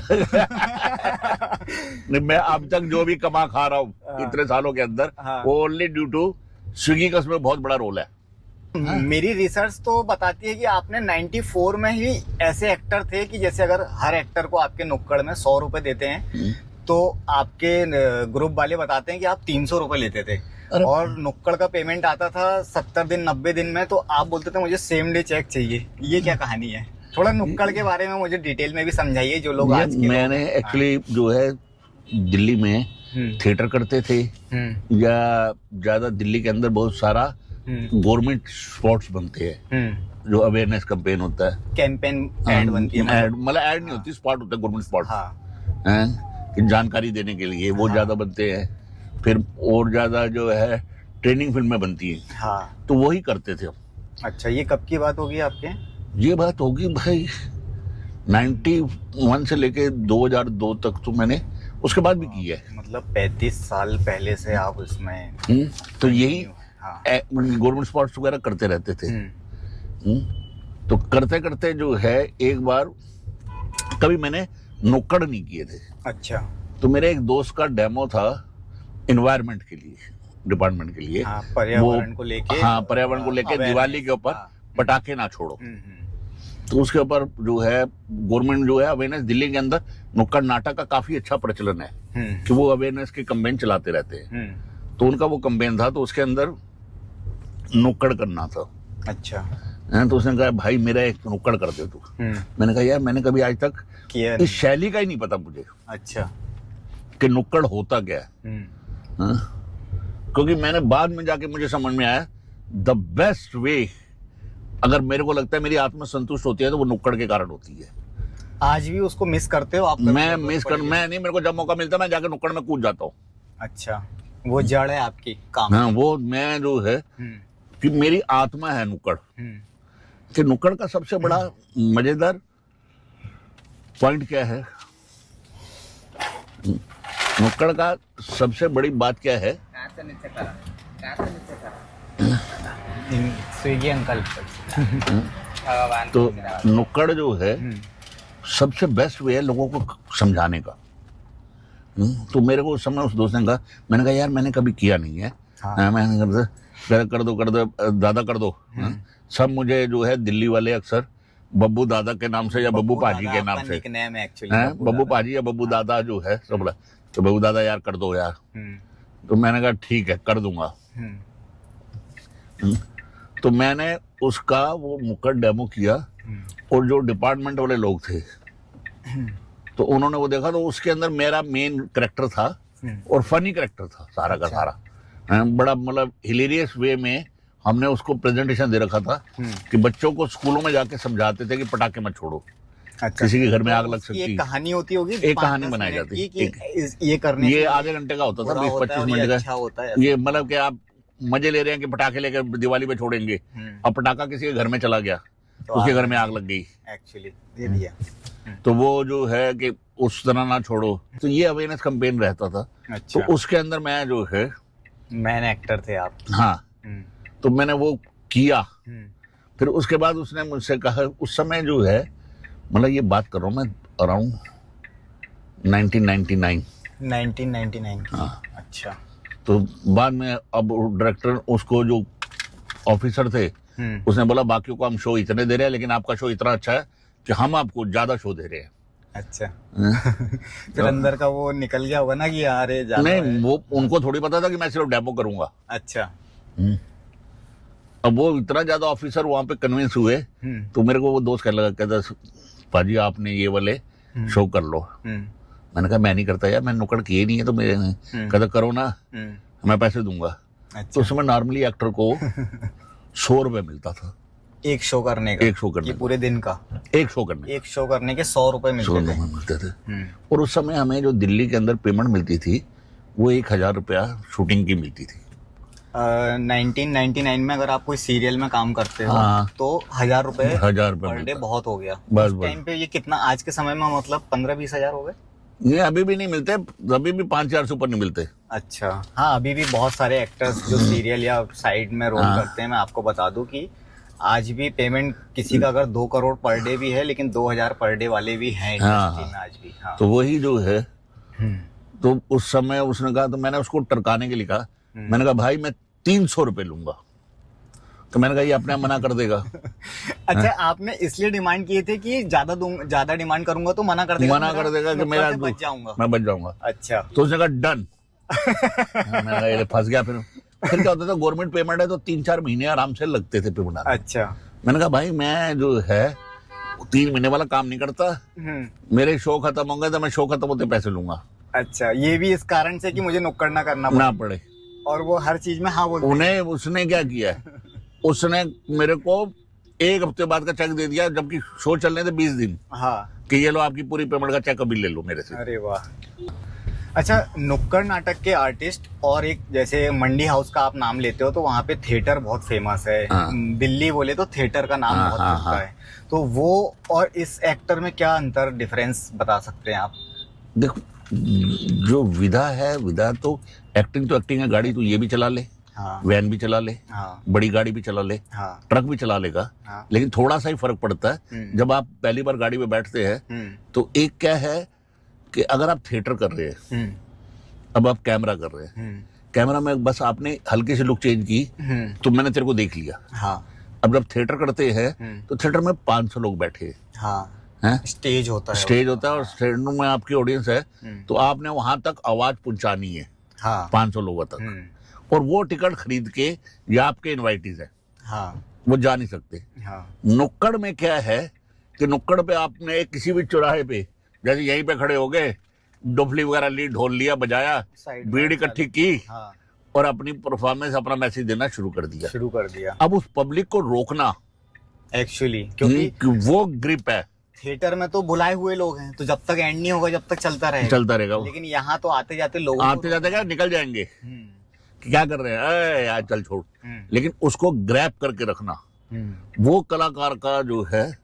और फिर एक मैसेज जो देना है, वो मैसेज जो है कि आप जो स्टोरी पूरी बना रहे हो, हाँ, किस मैसेज को लेके बना रहे हो। हाँ, पहले तो उन लोगों को होल्ड करना, फिर पब्लिक गैदरिंग करनी है तो इतना करना, मेहनत का काम है। उसको जो है ताकि पब्लिक ज्यादा इकट्ठी हो जाए, हाँ, और फिर लास्ट में जाके वो मैसेज फेंकना करना। हाँ, जो संदेश देने आए थे हाँ, वो आखिरी तक लोग रुके रहे सुनने के लिए। तो किसी को ये नहीं पता चलता था कि हम किस चीज के लिए कर रहे हैं एक्चुअली।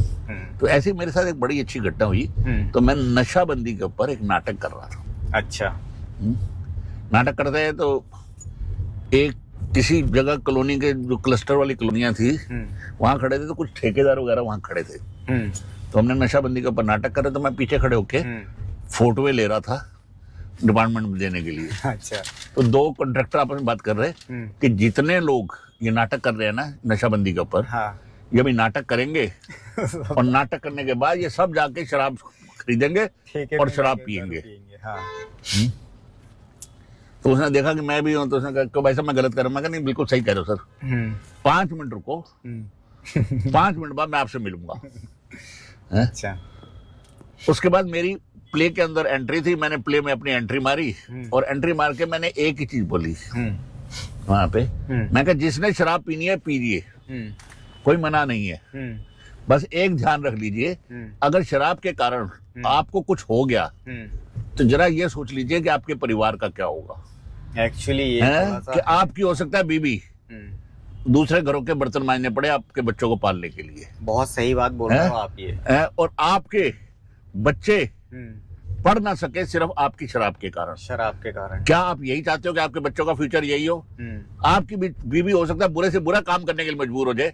मैंने यहाँ पे जाके नाटक का एंड किया, और ये वाली अवेयरनेस जो है ना मेरे दिल को ऐसी छूती थी कि मैं कहता नहीं यार, अगर मैंने एक आदमी को भी सुधार दिया तो मेरी लाइफ का पलटा हो जाएगा।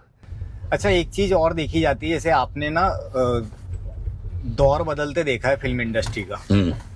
मतलब मैं तो छोड़ो, और भी लोग पैदा नहीं हुए होंगे जब तक ये जो लोग देख रहे होंगे। तो 30-35 साल की जो जर्नी है उसमें इंडस्ट्री में या सिनेमा में क्या बदलाव अब और पहले में बहुत मेजर बदलाव हो गया। बहुत मेजर बदलाव आया है। पहले जो है जैसे दूरदर्शन था तो बॉम्बे में फिल्में बनती थी, दिल्ली में सीरियल बनते थे, फिर सीरियल बॉम्बे में बनने शुरू हो गए। हाँ। अब हमारे पास काम कम था, एक्टर होते थे, फिर कोई कास्टिंग डायरेक्टर नहीं होता था, ये पोस्ट ही नहीं होती थी, डायरेक्टर के असिस्टेंट कर लेते थे। हाँ, तो डायरेक्टर और डायरेक्टर के एडी जो है, अब वहाँ पे एक्टर पहुंचे कैसे। और फिर क्या होता था, एक कागज के ऊपर अपना प्रोफाइल लिखा हुआ और फोटोओं की एक पूरी डायरी लेके जाते थे। और स्ट्रगल का क्या होता था कि 4-4 फोटोएं अगर किसी डायरेक्टर ने एडी ने निकाल ली तो ये करते थे, क्योंकि स्ट्रगल पीरियड था। हाँ। कि 5 रुपए की कॉपी बनेगी, 25 रुपए फिर कल। अच्छा, वो पोर्टफोलियो वाला दौर में ना, जो फोटो लेके अपना फोटो लेके जाना और उसने कहना निकाल लो सर। हाँ। अब ये भी नहीं कह सकते साले कब निकालियो काम दे रहा है वो, काम दे रहा है। हाँ। और बाद में काम देगा कि नहीं देगा, फोटो तो रख ही लेता, फोटो रख लेगा। हाँ। अब वो जो है 25 रुपए की फोटो होगी तो कल फिर साला ये 50 रुपए की और फोटोएं लानी पड़ेंगी, खिंचवानी पड़ेगी। तो अब क्या हो गया है, अब इजी हो गया है। अच्छा, फिर डायरेक्टर, असिस्टेंट डायरेक्टर, वो सारे जो है मतलब देंगे काम नहीं देंगे, एक टफ जॉब था। हाँ। अब जो है पूरा एक डिपार्टमेंट हो गया कास्टिंग डायरेक्टर, और अच्छे कास्टिंग डायरेक्टर आ गए। हाँ, ये जो न्यू डाली गई है, और फिर में पहली बार वो मुकेश छावड़ा जी के। हाँ, नहीं उससे पहले भी थे। हाँ। लेकिन उसको ब्राइटनेस जो दी है वो मुकेश ने दी है। हाँ। हैं, उससे पहले भी बहुत सारी जो है फिल्मों में तिमांशु धुलिया जी हाँ ये भी कास्टिंग करते थे।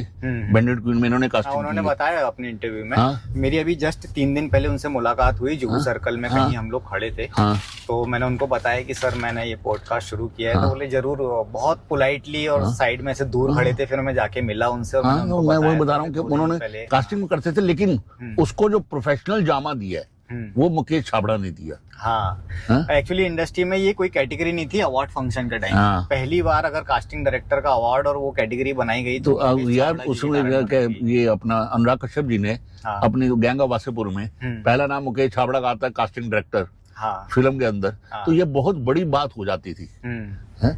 कि ये फिर उसका क्या हो गया कि एक आपकी एक टेंशन आपने डायरेक्टर की खत्म कर दी। उसने सिंपल वो देखना है। अब एक्टर के लिए भी क्या हो गया कि आपने सिर्फ मेल भेजनी है। हाँ। साले 50 फोटो भेजो, कोई पैसे नहीं लग रहे। बहुत आसान तो ये वाला एक आसान हो गया।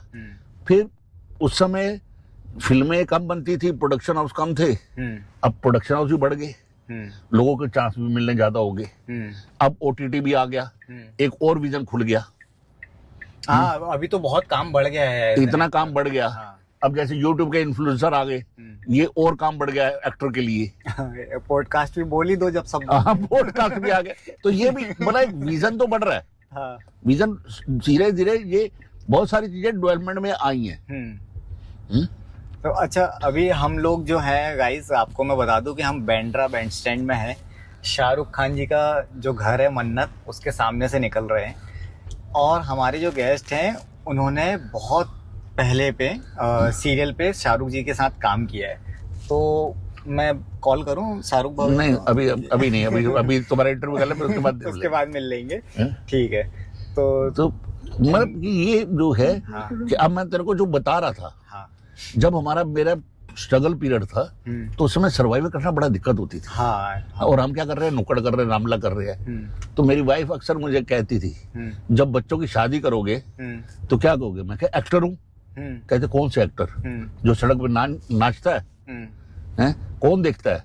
क्योंकि हम टीवी पे आते नहीं थे। ये भी फेस किया है ना आपने? मतलब बिल्कुल बिल्कुल फेस किया भाई। एक्टर तो अंदर से पैशन है और वो सारी चीजें, लेकिन फिर नुक्कड़ में क्योंकि आपको लोग देखेंगे कैसे? हाँ। एक्टर का एक इमेजिनेशन ये है कि एक्टर वो है जो स्क्रीन पे नजर आ रहा है, पे टीवी पे पर्दे पे दिख रहा है जो। हाँ। आप तुम कास्टिंग कर रहे हो, तुम जुड़े हुए हो, लेकिन तुम नजर कहाँ आ रहे हो? नहीं आ रहे। बिहाइंड द कैमरा वाले लोग हैं हम। बिहाइंड द कैमरा वाले हो, तो बंदा किसी को समझ में नहीं आता कि ये कंसेप्ट क्या है। हाँ। मेरे मम्मी पापा आए हुए थे अभी 1 महीने पहले। उनको मैं समझाते समझाते थक गया कि प्रोडक्शन मैनेजर, मैं एज अ लाइन प्रोड्यूसर काम कर रहा हूँ। बोले तेरा काम क्या है? मैं जिस गांव से आता हूँ वहां पे अगर कोई फिल्म इंडस्ट्री में जा रहा है तो एज एन एक्टर जा रहा है, तो वो टीवी पे दिखना चाहिए।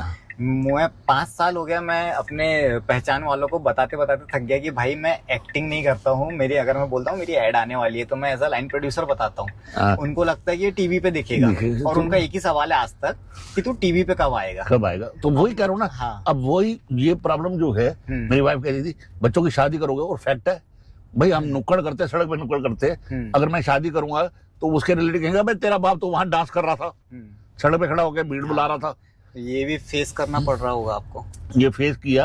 और जब मेरा टर्निंग पॉइंट आ गया स्विगी को लेके, और कुछ और ऊपर वाले ने कृपा की, पहचान बनी, तो अक्सर मैं जब वाइफ के साथ किसी शादी में या किसी फंक्शन में गए, कोई लोग आगे फोटो खिंचवाने के लिए, तो मैं जानबूझ के अपनी वाइफ को, चलो पर बैठ फोटो खिंचवाने दे। कि मतलब ये गूज़बम्प आते हैं वो अब। हाँ, वो जो है वो लगता था कि साली हमारी स्ट्रगल जो है वो ये। मैं एक फिल्म कर रहा था, झांसी का राजकुमार। अच्छा। हाँ, तो उस समय वो बाउंसर आ गए, तो कुछ लोग फोटो खिंचवाने आ रहे थे। हाँ, तो बाउंसर ने आके रोकना शुरू किया। मैं क्यों रोक रहा भाई? कहते सर बड़ी भीड़ हो जाएगी। मैं कहा मेरे को प्रॉब्लम नहीं, तेरे को क्यों प्रॉब्लम हो रही है? हाँ। मैंने कहा मैंने 55 साल स्ट्रगल इसी बात के लिए किया कि लोग मुझे पहचाने। अगर आज आ रहे हैं। बोले आपने, बहुत इंपॉर्टेंट बात बोले। अच्छा, अब लोग सक्सेस होने के बाद शीशा चढ़ा के चल रहा है गाड़ी में कि कोई हमको टच ना कर ले। तो मेरे को कोई कहता, मैं लड़की भागती भागती आ रही है, सर सर सर। मैं गाड़ी में बैठ रहा था, मैंने कहा 1 मिनट आराम से आओ, मैं गाड़ी से उतर। मैंने कहा मेरे को कोई जल्दी नहीं है। कहते सर लेट हो जाओगे। मैं कहा साले होटल में जाके बैठना है ना मैंने। हाँ, कितना वो एनर्जी मिलती होगी ना कि कोई आपको दूर से देख के भागता हुआ आ रहा है। मैंने कहा भाई आप टेंशन मत लो, आराम से आओ, फोटो खिंचवाओ। सबसे अच्छा फैन मूवमेंट कौन सा था जब जब लोगों ने आपको जानना शुरू कर दिए थे? जब सड़क पे चलते हुए पता क्या होता था, ये हम भी करते थे। हाँ हाँ, हमने भी बहुत हमने लोगों बहुत के क्या साथ किया, selfie, photo जैसे किए, मंडी हाउस में खड़े होते थे तो अक्सर ये सारे एक्टर आते थे। अब देख लिया ये मनोज बाजपेयी जी हैं। लेकिन हमने ये नहीं बताना कि हमने तुझे पहचान लिया अच्छा है। तो एक दूसरे को जैसे ऐसे बात कर रहे हैं, हाँ, वो देखियो मेरे साइड के ऊपर मनोज बाजपेयी जी खड़े हैं, ध्यान से देखियो। तो वो भी ऐसे दिखेगा कि जैसे मैं तिरछी नजर से कि मतलब कि बात हमारे उसके बारे में बात नहीं हो रही। हाँ। फिर वो ऐसे देखते कि हाँ लग तो वही रहे। लेकिन हमने, अब मेरे साथ भी ऐसा ही होता है, किसी ने देखा फिर अपने दोस्तों यारों को किसी को भी बोलेगा ये वही है ना गुलाब जामुन वाला अंकल। अच्छा, तो वो भी फिर घूम के इधर से देख के तो कई बार मैं कहता हूँ यार इतनी दूर से कह रहे हो, इधर ही आ जाओ। अच्छा, आप ही बोल नहीं बता दूंगा कि मैं वही हूँ। डाउन टू अर्थ है ना बहुत। ये पुराने लोगों में देखा जाता है बहुत। मैंने अभी आपसे ये किस्सा भी शेयर किया था ना, जबकि मैं अभी अगला पॉडकास्ट भी शायद उनके साथ है मेरा। वीरेंद्र सक्सेना जी की एक कहानी सुनाता हूँ मैं आपको 10 सेकंड की। जब मैं कास्टिंग कर रहा था तो वीरेंद्र सक्सेना जी, उनको मैं कास्ट करना था, तो डायरेक्टर की डिमांड आई कि उनका करंट लुक चाहिए और एक छोटी सी क्लिप का ऑडिशन दे दें। वीरेंद्र सक्सेना जी कोई ऑडिशन क्लिप या किसी के मोहताज तो है नहीं कि उनको ऑडिशन देना पड़े। आज के टाइम पे 35-40 साल हो गए। उनको मैंने इतनी सी डिमांड रखा कि सर ऐसा ऐसा आया है, तो बोले रवि 35 साल से तो एक ही लुक है, आज तक करंट लुक तो चेंज ही नहीं हुआ, फिर भी मैं तेरे को भेजता हूँ। और वो एयरपोर्ट पे थे, उन्होंने किसी को मोबाइल पकड़ाया और एक क्लिप जो डिमांड, जो चीज की रिक्वायरमेंट थी वो बना के भेज दी। उसी प्रोजेक्ट में मुझे एक लड़की को कास्ट करना था, 30 ईयर के आसपास का कैरेक्टर था। वो सीरियल करी हुई थी, तो वो क्या बोल रही थी कि मुझे आप गूगल कर लो, मैं नाम नहीं लूंगा उनका, लेकिन वो बोल रही थी कि मुझे गूगल कर लो आप, अभी भी हम ऑडिशन ही देंगे कि इतने साल बाद। वो लड़की की उम्र ही 30 साल होगी और वीरेंद्र सक्सेना जी की उम्र तो छोड़ो, काम करते 30 साल से ज्यादा हो गए होंगे। तो ये जो डिफरेंस है पुराने लोगों में आता है। अभी नए लोग, जैसे आप बोले ना कि बुला के आपने सेल्फी ले ली या फोटो ले ली, नए लोग शीशा चढ़ा लेते हैं, क्राउड्स थोड़ा भागते हैं। हमारी स्ट्रगल का पीरियड जो है बहुत लंबा था, तो हम इस मोमेंट को मजा लेते हैं। हाँ, और इसीलिए ही इतनी मेहनत करें कि लोग हमको जाने पहचाने। पैसे तो और कोई तरीके से भी कमा लेते हैं। शायद आप केमिकल मैकेनिकल में थे जब इंजीनियरिंग, तो आज आपके पास बहुत पैसा होता उस टाइम। अरे मेरे को तो मेरे फादर कहते रहे मैं तेरे को एनडीएमसी में लगवा देता हूँ। अगर एनडीएमसी में जॉब की होती तो मैं इस समय करोड़पति रिटायर होता, सीईओ वगैरह बन के रिटायर होते। लेकिन वो किक नहीं मिलती ना अंदर से कि यार हाँ कुछ किए हैं वैसे। तो आपके जब ये समय चल रहा था परेशानियों का, तो ये आजकल के जो जेनजी जनरेशन है ना, 2000 के बाद पैदा होने वाली है, हम लोग 90s के डूम है, तो उस टाइम पे ये डिप्रेशन, एंजाइटी, ये सब चीजें समझती थी कि गाली बक के निकाल देते थे चीजों को? नहीं, थोड़ा सा तो वो रहता है। आजकल कुछ ज्यादा ट्रेंड में है कि डिप्रेशन हो गया है, डिप्रेशन हो गया। बहुत आदमी जो है ये सोच के बैठता है कि फटाफट मुझे जो है, मुझे कोई भी मिलता है कि एकदम जैसे मैं मेरे को साल हो गया सर, कोई ब्रेक नहीं मिल रहा। तो मैं अक्सर कहता हूँ बच्चे को पैदा होने में 9 महीने लगते हैं। हाँ। ये नहीं हो सकता कि आप जल्दी पैदा कर दोगे। हाँ। तो एक स्ट्रगल है, एक अपना बेस बनाने में आपको टाइम लगेगा। कईयों के गोल्डन स्पून लेके पैदा होते हैं, उनका लक जल्दी साथ दे जाता है। बहुत सारे एक्टर हैं, नवाज सर है, उनको कितने सालों बाद जाके ब्रेक मिला। हाँ।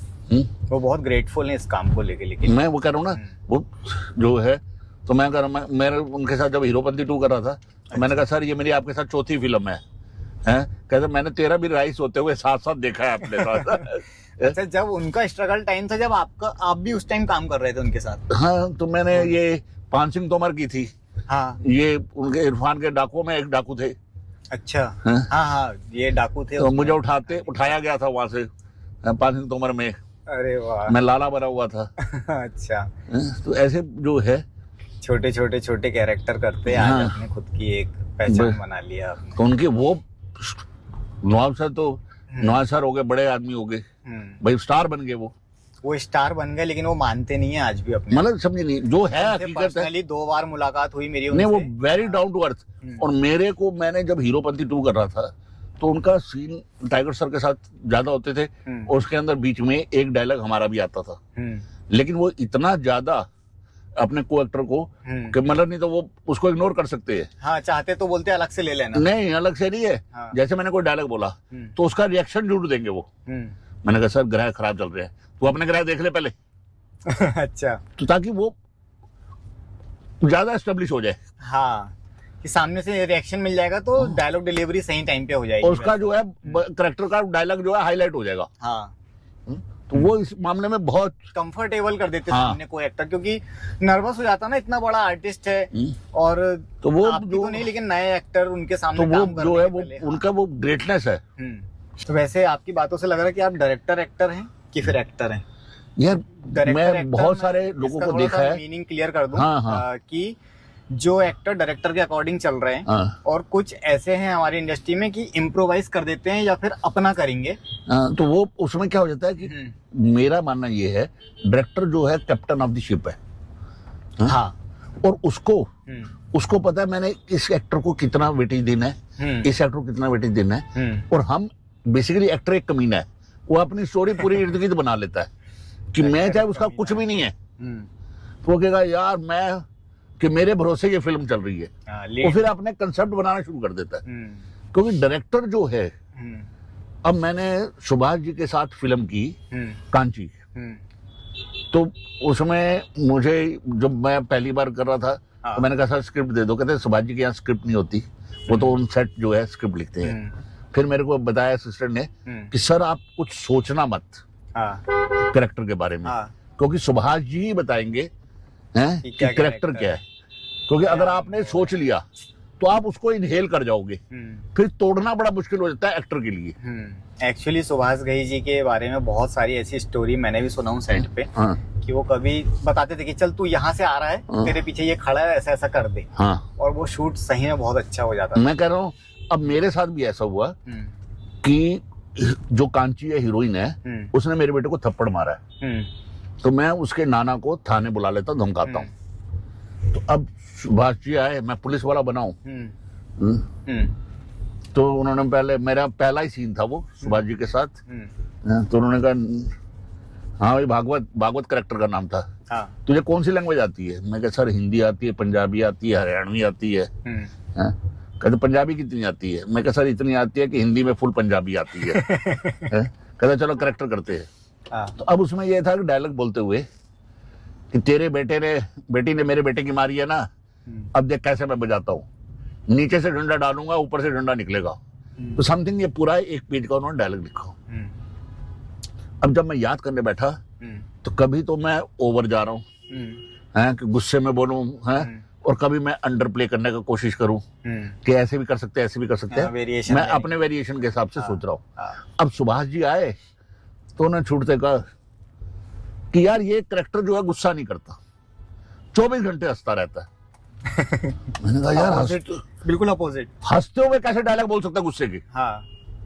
कह रहे यार ये, और ये कैरेक्टर 24 घंटे शराब पीता है। वो एक देसी का क्वार्टर लाओ, एक गिलास लाओ कांच वाला चाय वाला, और एक लोटा पानी का लाओ, कि ये शराब भी पिएगा और साथ में डायलॉग बोलेगा। मैंने कहा सर हंसते हुए कैसे गुस्से के डायलॉग बोल सकता बंदा? मैंने कहा सर एक डायलॉग आप बोल के बताओ। उन्होंने फिर एक डायलॉग बोला, तो फिर मैंने वो डायलॉग को कॉपी पेस्ट मारा और पूरे डायलॉग जो है उसी फ्लो में निकाल दिए। उन्होंने एक टिक किया, कहते मेरी तरफ से ओके है, अपने कैमरामैन को बोला तूने क्लोज लेने लेता रहा, मैं जा रहा हूँ। वन टेक में? हाँ। अच्छा। तो वो जो है कि तब मेरे को वो शोमैन ऐसे नहीं है कि हर कैरेक्टर के ऊपर उन्होंने अपने दिमाग में उनका वो है, सेम चीज है बना के रखे उन्होंने। मेरा मानना ये है कि एक्टर क्या स्वार्थी है, वो अपने हिसाब से अपनी इमेज बनाना शुरू कर देता है। हाँ। आपको जब भी मैं जाता हूँ किसी सेट के ऊपर, तो पहले डायरेक्टर के साथ बैठ के पूछूंगा यही, सर आप क्या चाहते हो? जब वो बता चीज है पता है कि जब वो चाहता है, फिर मैं वैसे वाले उसको ऑप्शन दूंगा। ऑप्शन देने के बाद अगर मुझे लगेगा कि मेरे पास एक ऑप्शन है, तो मैं कहूंगा सर मैं एक ऑप्शन और दूंगा, अगर आपको पसंद आए तो ओके, नहीं पसंद आए तो आप रिजेक्ट कर सकते, मना कर देना आप। कई बार लोगों को पसंद आता है, कहते नहीं जी इसी को फॉलो कर लो।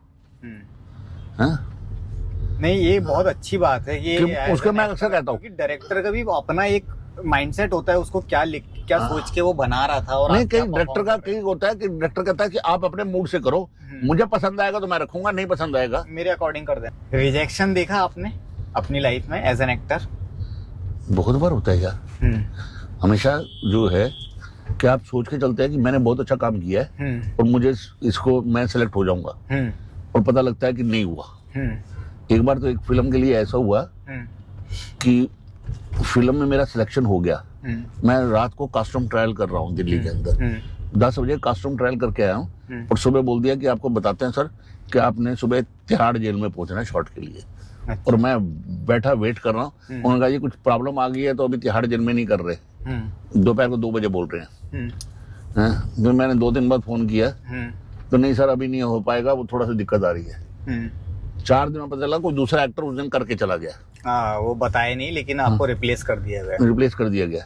ये तो हो गया कि आपने ऑडिशन तो दिया, फिर रिजेक्शन हुआ। एक मैं बोल रहा हूँ कि जो आप फिट नॉट फिट, आप बोल रहे हो कि मैं शुरू से ही ऐसी हेल्थ मेंटेन करके चल रहा है, कभी नहीं लगा कि लोग आजकल एब्स बना के चल रहे हैं या फिर ये होना चाहिए या ये लोग रखूंगा तो काम मिलेगा? मैं इसमें ज्यादा मैं इसमें ज्यादा विश्वास नहीं रखता, क्योंकि हर एक आदमी को सारे स्लिम फिट वाले थोड़ी चाहिए। हाँ, अलग अलग कैरेक्टर है और हमने हीरो बनना नहीं है। नहीं, रिजेक्शन इसीलिए भी क्योंकि ना कभी कभी आप डिजर्व करते हो कोई चीज, आपको नहीं मिलती है, वो रिजेक्शन भी बहुत हार्मफुल होता है मेंटली।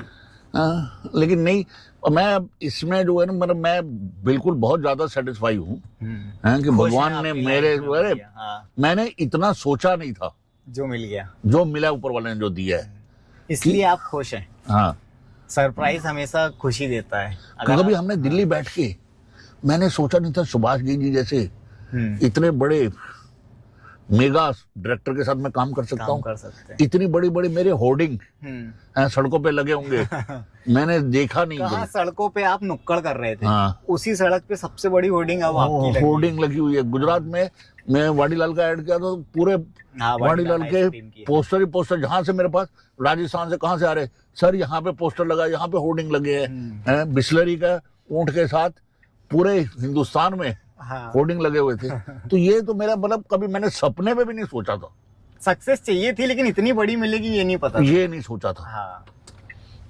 कि मैं अब जहां पे हम किसी एक्टर से, बड़े एक्टर से मिलने के लिए वो तरस जाते थे कि मिलना है। सही बात है। और अब ऐसी बात हो जाती है नॉर्मल सेट के ऊपर है, तो वो ऐसे बात चलती होती है, तो मेरे को लगता है यार ऊपर वाले ने क्या कमाल किया मेरे जिंदगी में। सब मेहनत का फल है सर, किस्मत भी है, मेहनत भी है। और लेकिन मतलब ये लगता है कि हाँ भाई, आप ईमानदारी से अपने काम को, बस सबसे बड़ी बात है। मुझे भी अभी मेरी उम्र उतनी नहीं है कि मैं इतना लोगों को बता सकूं, लेकिन मुझे ऐसा अभी कुछ टाइम से लग रहा है, आप अपने काम के प्रति ईमानदार रहो और लगे रहो। आज आपका नहीं तो कभी ना कभी ये वो तो कंफर्म है, आपका भविष्य गर्भ में सुरक्षित है, लेकिन उसके लिए आपको कर्म करना पड़ेगा। हाँ, वो लगे रहो। ऑनेस्टी, मैंने एक बात बोला ना कि ईमानदारी से, आप अपने आप को कंफर्ट जोन में मत डालो। हाँ। अपने आप से झूठ मत बोलो कि सब अच्छा चल रहा है, नहीं चल रहा है तो उसमें काम करो। जो काम आपको दिया जा रहा है उस काम को आप ईमानदारी से करते रहो। अच्छा, ये एक और सवाल कि आप भी ना, मैं आपको इसलिए रिलेट कर पा रहा हूँ क्योंकि आप भी उन्हीं में से हो कि बचपन में Hindi background, typical Indian family, और जो एक होता है ना कि हम 4 लोगों से जब तक मिल ना ले, बात ना कर लें, दिन ना खत्म हो, पहचान गांव में, मोहल्ले में।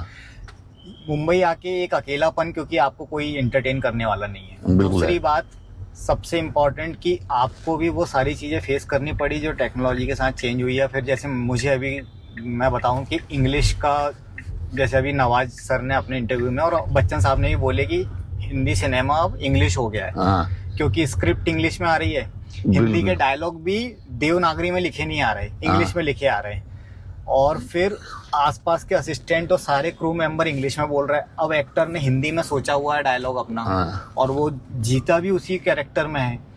तो वो जो पुराने लोग हैं या जो लोग उसमें कंफर्टेबल नहीं है, तो उनको बहुत परेशानियां देखने मिली। दोस्त, ये तो मैं नवाज सर का, मैंने भी वो इंटरव्यू देखा था, तो मैं बहुत ज्यादा उससे प्रभावित हूँ कि हर जितने भी रीजनल वाले हैं वो अपनी लैंग्वेज में स्पॉट बाय से लेके सब अपनी लैंग्वेज में बात करते हैं। हाँ। एक हमारे यहाँ पे एक हो गया कि ग्रेड चेंज हो गया कि इंग्लिश बोलने वाला थोड़ा सा वो सुपीरियर हो गया और हिंदी बोलने वाला वो इन्फीरियर हो गया। हाँ। जबकि हम काम हिंदी के लिए कर रहे हैं। अरे हमारा देश का प्रधानमंत्री विदेश में जाके हिंदी बोल रहा है, हाँ? तो प्राउड फील हो रहा है। यहाँ पे हम अपने ही देश में हिंदी बोलने में और हिंदी में, और दूसरा क्या हो गया कि हमारी जनरेशन की प्रॉब्लम है। हम बच्चों को इंग्लिश मीडियम स्कूल में पढ़ाते हैं, लेकिन उनको हिंदी नहीं आती।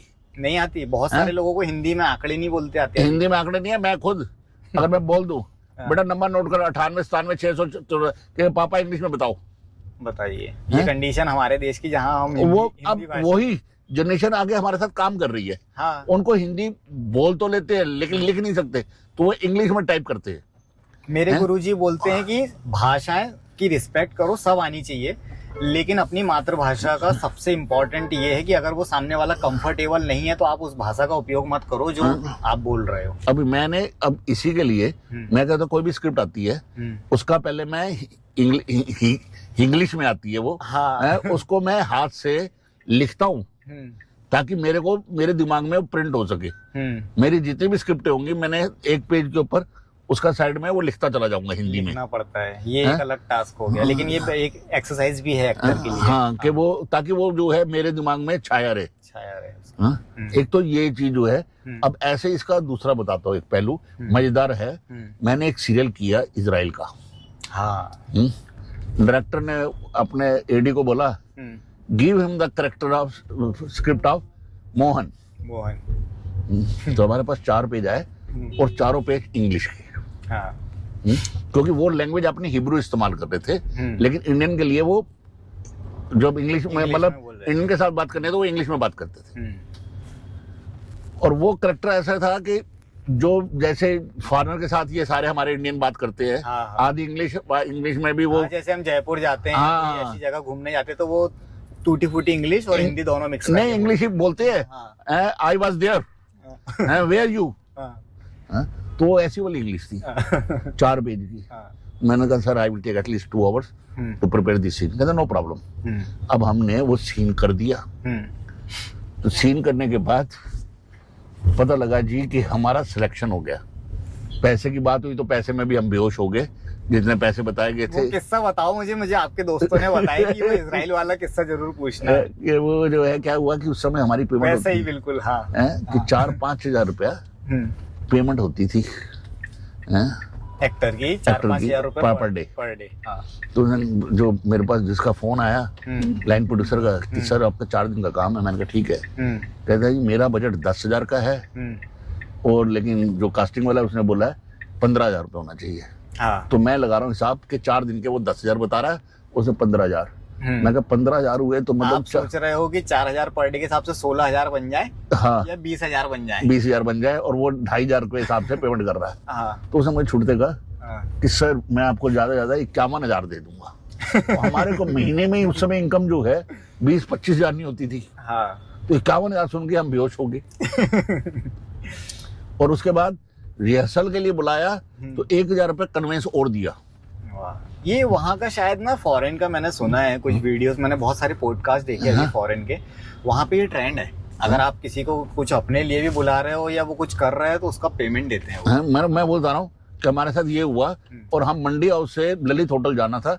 ललित होटल मंडी हाउस मतलब हार्डली 1 किलोमीटर। हाँ, पास में ही। हाँ। तो वहां से पास में पैदल निकल के पहुंच गए। तो आते उन्होंने 1,000 रुपये में दिया। मैंने कहा साले 1,000 रुपये कन्वेंस लगे 20 रुपए। 20 रुपए भी नहीं लगे साले। तो वो जो है मतलब वो अब 51,000 सुन के उसके बाद जब स्क्रिप्ट आई तो मेरे पास सीन आया। मैंने कहा अरे बाप रे, ये पैसे तो कमाने बड़े मुश्किल हो गए, सारे इंग्लिश के हैं, कैसे इतना जो है चलेगा। फिर मैंने उसके ऊपर 1 हफ्ते तक लगातार काम किया, याद किया। 1 हफ्ते बाद वो हो गया। जब उन्होंने मेरे को रेसल के लिए बुलाया तो 3 घंटे उन्होंने मेरे लिए रखे थे, बाकी एक्टर के लिए 1-1 घंटा, मेरे लिए 3 घंटे। कैसा एक्सपीरियंस रहता है फॉरेन डायरेक्टर के साथ काम भाई करने में? कमाल का है वो लोग इतने प्रोफेशनल हैं कि हम मतलब मेरा तो पहला वो तजुर्बा था उनके साथ काम करने का। तो सुबह एक पर्चा हमारे कमरे में पहुंचा और मैसेज मोबाइल पे आया हो कि सर 10 बजे गाड़ी निकलेंगी यहाँ से बाहर पार्किंग में से। तो मेरी गंदी आदत है मैं बिफोर टाइम पहुंचता हूँ। गंदी आदत नहीं है, अच्छी आदत है। मैं जब भी बहुत जो ज्यादा ऐसे 5 बजे मत पहुंच जाओ 10 की जगह। नहीं मतलब 15 मिनट पहले का मैं मार्जिन रख के चलता पहले हूँ। तो अच्छी आदत है। 15 मिनट से लेकर आधे घंटे पहले गंदी तक। आदत ये मेरी है कि मैं आज तक कभी सेट पे ऑन टाइम नहीं पहुंचता था। नहीं, मेरा जो 15-20 मिनट लेट ही पहुंचता नहीं, था। मेरा जो है हमेशा मैं मार्जिन लेके चलता हूँ कि मुझे नहीं पसंद कि कोई मेरी वेट करे। मैं वेट कर लूंगा, वो चलेगा। हाँ, हम्म। बहुत बढ़िया आदत है ये। तो वो जो है उसमें मैं जैसे पहुंचा तो देखा तो वहां पे सिर्फ एक बंदा खड़ा बोर्ड लेके। इतने में 9:55 पर पता नहीं कहां से लोग आने शुरू हुए। अच्छा। वो बंदा खड़ा हो गया, सिर्फ वो गाड़ी का नंबर बता रहा है, सब गाड़ी पे नंबर लगे हुए हैं, 1 2 3 4 5 हैं कि तुम इस गाड़ी में बैठो, तुम इस गाड़ी में बैठो। 9:58 पे सब लोग गाड़ियों के अंदर बैठे हुए थे। टाइमिंग। और 10 बजे शॉट में निकल लिए। वहां पहुंचे लोकेशन के ऊपर कि 11 बजे पहला शॉट होगा। भाई 11 बजे कैमरा रोल हो गया। बताओ, यहाँ 7 बजे का कॉल टाइम दो, 8 बजे एक्टर आता है, 10 बजे का रोल टाइम होता है। तो और मतलब मैं इतना जो है, और वो लोग इतने लेबोरियस, कहने की बात नहीं यार। लड़के लड़कियां nobody care about their costumes. हम लोग तो वो है, और वो लोग मतलब पागलों की तरह से काम कर रहे हैं। तो मेरे को डायरेक्टर ने बोला कि please Naresh don't mind, we Israeli are very rude, if anybody will rude with you please don't mind. मैं नो प्रॉब्लम सर। अब उसके बाद जब खत्म होने लगा तो मैंने कहा sir you told me that Israeli are very rude but nobody is rude here with me. कह रहे because you are Indian actor therefore they are not rude with you otherwise they are very rude। तो मतलब आपको realise नहीं हुआ क्योंकि आप Indian actor हो, है ना। तो वो मतलब मेरे को उनके साथ के काम करने का, रात को पहले दिन मैं अपना, तो अगले दिन कह रहे अरे we have dinner together, why you take your dinner in the room. अब हमें तो हिचक आती थी। मैं वहां पहुंचा तो सब रशियन इजरायली बैठे हुए ड्रिंक कर रहे। Naresh what would like to have, मैं नथिंग राइट। अपनी भी निकल रही है इंग्लिश। अरे मतलब मेरे को इंग्लिश नहीं आती थी। तो पहले दिन ही मैं पहुंचा तो वो जो चीज पूछे मैं साला कट टू कट जवाब दूं ताकि ज्यादा इंग्लिश ना बोलनी पड़े। लेकिन मजबूरी होगी कि वो सारे इजरायली इंग्लिश ही बोले, वो उनकी भी टूटी फूटी इंग्लिश। वो तो हिब्रू बोलते हैं। तो वो इंग्लिश जो है उनकी मजबूरी होती थी, हमारे साथ इंग्लिश में बात करते थे और अदरवाइज वो अपनी हिब्रू में बात करते थे। वही हमारे जैसे हिंदी में बात कर रहे, कोई आया तो इंग्लिश में बात करने। हाँ, बस तो आना चाहिए लैंग्वेज। लेकिन उसके साथ मेरे को 3 दिन में लगा यार मेरे को तो इंग्लिश आ गई है। अच्छा। तो मजबूरी में आपको उनके साथ बोलना है तो वैसे ही बोलना पड़ेगा। I can talk English, I can walk English. तो मैंने कहा यार मेरे को तो इंग्लिश ही उन्होंने सुधार दी है मेरी। मैंने कहा मैं तो इजराइल में चला जाऊं तो साले इंग्लिश ही आ जाएगी मेरे को। एटमॉस्फेयर का फर्क पड़ता है। बहुत सारे चेंजेस आते हैं लाइफ। तो लेकिन मतलब मेरा मजेदार वो एक्सपीरियंस रहा कि कमाल का जो है उनका ट्रीटमेंट। हाँ, ये एक अच्छी चीज देखने मिली। वो अभी तक मतलब मेरे फेसबुक के ऊपर वो मेरे फ्रेंड्स हैं। तो अभी पीछे जब तक ये अभी इजराइल का वो नहीं चल रहा था उससे पहले एक ने मेरे को भेजा भी था, Naresh I want you to Israel for some work, can you come. मैं कहा एनी टाइम। लेकिन अभी तो इजराइल का अपना ही युद्ध हो रहे हैं, सब चीजें। आपकी फैमिली में मतलब फादर पॉलिटिकल थे, कुछ अटैचमेंट, मतलब उनकी पहचान या जो भी वर्क? मेरे गवर्नमेंट सर्वेंट थे। आप कभी पॉलिटिक्स में जाने नहीं हुआ? नहीं, मेरे को जो है नफरत है। पॉलिटिशियन जो है ना फ्रॉड करते हैं, एक दिखावा अलग करते हैं, समाज सेवा के नाम के ऊपर लोगों को बेवकूफ बनाया जाता है। तो मैं इसलिए जो है इन लोगों से, क्योंकि कोई भी जो है वैसे वाले नहीं है कि हाँ भाई आप, क्योंकि साहब जो है मैं पॉलिटिक्स, गंदी पॉलिटिक्स हो चुकी है। मेरे फादर पहले उमा शंकर दीक्षित जी के पीएस थे। तो वो उमा शंकर दीक्षित जी 1 रुपए गृह मंत्री इंदिरा गांधी के टाइम के ऊपर। अरे वाह। तो वो 1 रुपए सैलरी लेते थे। जो 1 रुपया सैलरी लेगा वो पैसे क्या लेगा किसी से? देगा, सही बात है। वो मेरे मन में इसलिए भी आया कि गृह मंत्री का पीएस होना मतलब आप समझ रहे हो पावर। तो उसके बाद फिर होता ना बच्चे के अंदर की अब हम भी पॉलिटिक्स में जाएं क्योंकि अब आया था सब कुछ मिलना है। तो लेकिन मैंने तो देखा कि और अब जो है कि कितना किसको लूट सकते हो, कैसे बेवकूफ बनाया जा सकता है।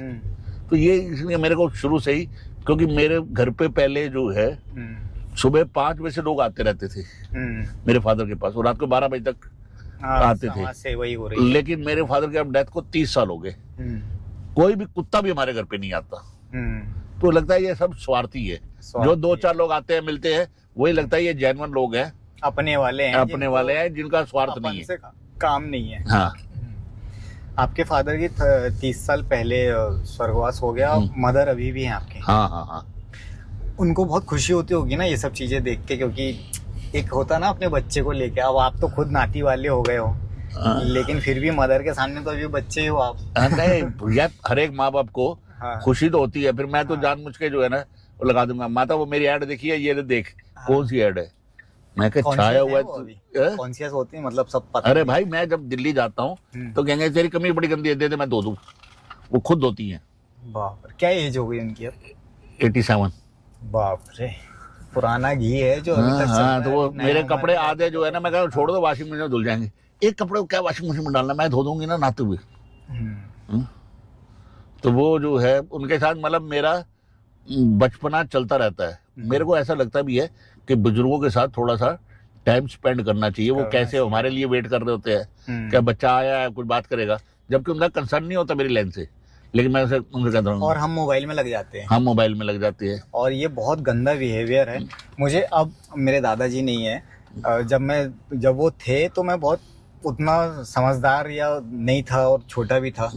अब मुझे लगता है कि मुंबई आने के बाद थोड़ा सा अकेलापन से गुजरा और चीजें लगी, तो मुझे लगा कि एक बुजुर्ग आदमी जिसके पास ना नाती बैठ रहा है ना बेटा बैठ रहा है, आए टीवी चालू कर लिए, मोबाइल पे लग गए या अपने काम से लग गए, वो आदमी किससे बात करे, किससे बात करेगा। सबसे बड़ी तकलीफ बुजुर्गों के साथ ये है कि उनका टाइम जो सर्विस या बिजनेस में कट गया तो कट गया, बाकी पर्सनल टाइम पे उनके साथ कोई बैठना नहीं चाहता। तो मैं इसलिए जो है मैं अपनी मदर के साथ भी जाके, मेरे पास एक काम आया था, मैंने पैसे मांगे इतने हैं, तो उन्होंने कहा, मैंने कहा इतने पैसे, मैंने मना कर दिया, मैं नहीं कर रहा। कहते भूल गया वो दिन जब 2-2 हजार के पीछे सारी रात जाके सर्दी में कंबल लेके बैठा रहता था, आज इतने पैसे को मना कर देता है। मतलब कोई काम नहीं है, वो उससे वैसे तो फ्री ले रहा हूँ। हाँ। लेकिन कहते नहीं। लेकिन ये भी कितनी बड़ी बात बोली आपने, और सही में पुराने लोगों को लगता है कि एक टाइम में 100 रुपए में भी नाटक कर रहे थे, लेकिन वो समय भी वैसा था। उस टाइम 100 रुपए में बहुत चीजें आ जाती थी। और फिर आपको अपनी वर्थ के बारे में भी जानना चाहिए, आप उतने डिजर्व कर रहे हो। अगर आज 10 नहीं, अभी मैं चले जाऊंगा तो ये तू अभी फ्लाइट से आया है, इसके पैसे तूने खर्च किए हैं। मैं कहा और कौन खर्च करेगा? क्योंकि अक्सर क्या होता है कि काम से जा रहा हूँ तो प्रोड्यूसर प्रोडक्शन देंगे। तो मैं कहा हाँ, मैं इतने ट्रेन से आ जाता, इतने पैसे खर्च करने की क्या जरूरत है? तो माता कमा किसके लिए रहा हूँ? बच्चे अपना कमा रहे हैं, अपना ऐश कर रहे हैं, तो मैं क्या करूंगा? मुझे भी अपने जीवन में ऐश करने दो ना। मेरा पैसा क्या करना है? आपका भी पैसा मेरा ही है, वो भी मैंने लुटाना है, तो मैं अपने पैसे पे तो बोझ कर लूं। नहीं, और ये बहुत अच्छी चीज है कि एक टाइम के बाद ना आपको अपने पैसे एक उम्र के बाद यूज कर लेना चाहिए। मैं अपने पिताजी को समझाते हैं, मतलब अब तो अरे नहीं, मैं तो जो है मैंने मदर को भी अक्सर ये कहता हूँ, मैं उनकी पेंशन आती है मदर को, तो मैं कहता हूँ जो पैसे खर्च करने कर दो, किसी को बांटने बांट दो। मैं कहा ये कंफर्म है, आपके जाने के बाद मैं 1 रुपया किसी को नहीं दूंगा, सब खा जाऊंगा, ऐश करूंगा। लेकिन पता है पुराने लोग ना उनसे खर्चे नहीं जाते पैसे। अरे यार वो नहीं है बात मतलब मेरा कंजूसी वाली बात नहीं है। उनने 1 रुपए में चीजें मेहनत, मतलब मैं मेरे पापा की बताऊं तो उन्होंने इतनी मेहनत की एक टाइम पे, अब मैं पैसे इतने उड़ा देता हूं या अपने तरफ से जैसा भी है, लेकिन मैं उनको अभी जैसे मुंबई आए थे, मैंने उनको बोला कि ये ब्रांड के कपड़े ले लेते हैं, ये कर लेते हैं, यहाँ चल जाओ, फॉरेन चल जाओ। बोले तू अपना देख और तू कर, हमको मत बोल। वैसे मुंबई आने के बाद क्या चीजें अच्छी लगी आपको? दिल्ली और मुंबई में कंपेयर करें? एक कंपेरिजन मैंने सबसे बढ़िया है कि यहाँ पर पुलिस एडमिनिस्ट्रेशन और पब्लिक में अवेयरनेस बहुत अच्छी है।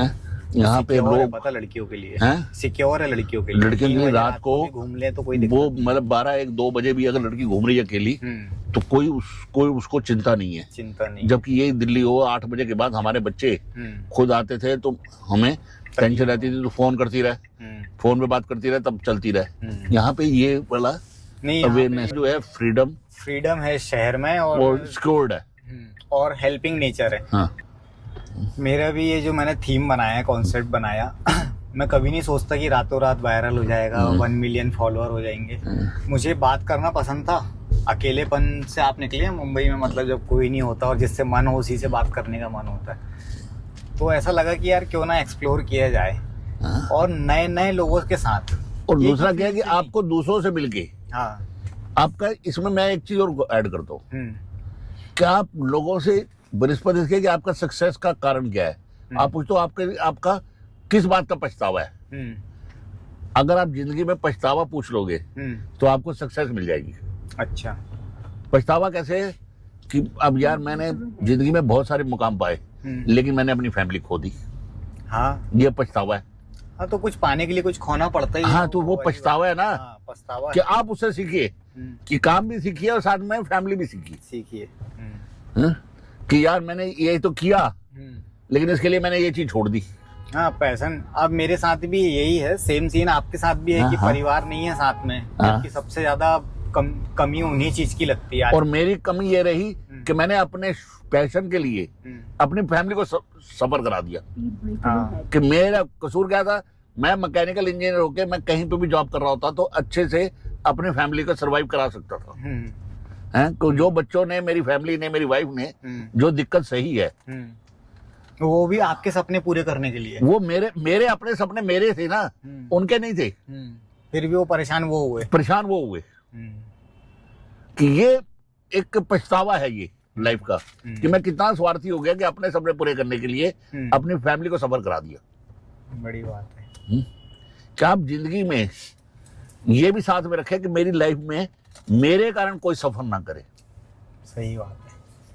हम अपने सपने तो पूरे कर रहे हैं दूसरों लेकिन किस कास्ट पे? अपनी फैमिली के ऊपर, अपने पेरेंट्स के ऊपर।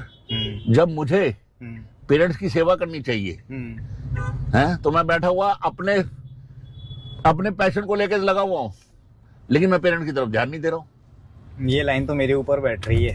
एक मैं बात कर रहा हूँ, जनरल बात कर रहा हूँ। सीरियसली मैं सोच रहा हूँ उस बारे में कि जो बात सही में दिल पे लगती है वो वाली बात है ये। कि ये चीजें जो है कि ये पछतावा है मेरे को कि मेरी मदर है, मेरी वाइफ मेरी मदर के साथ बैठी रहती बेचारी अकेली।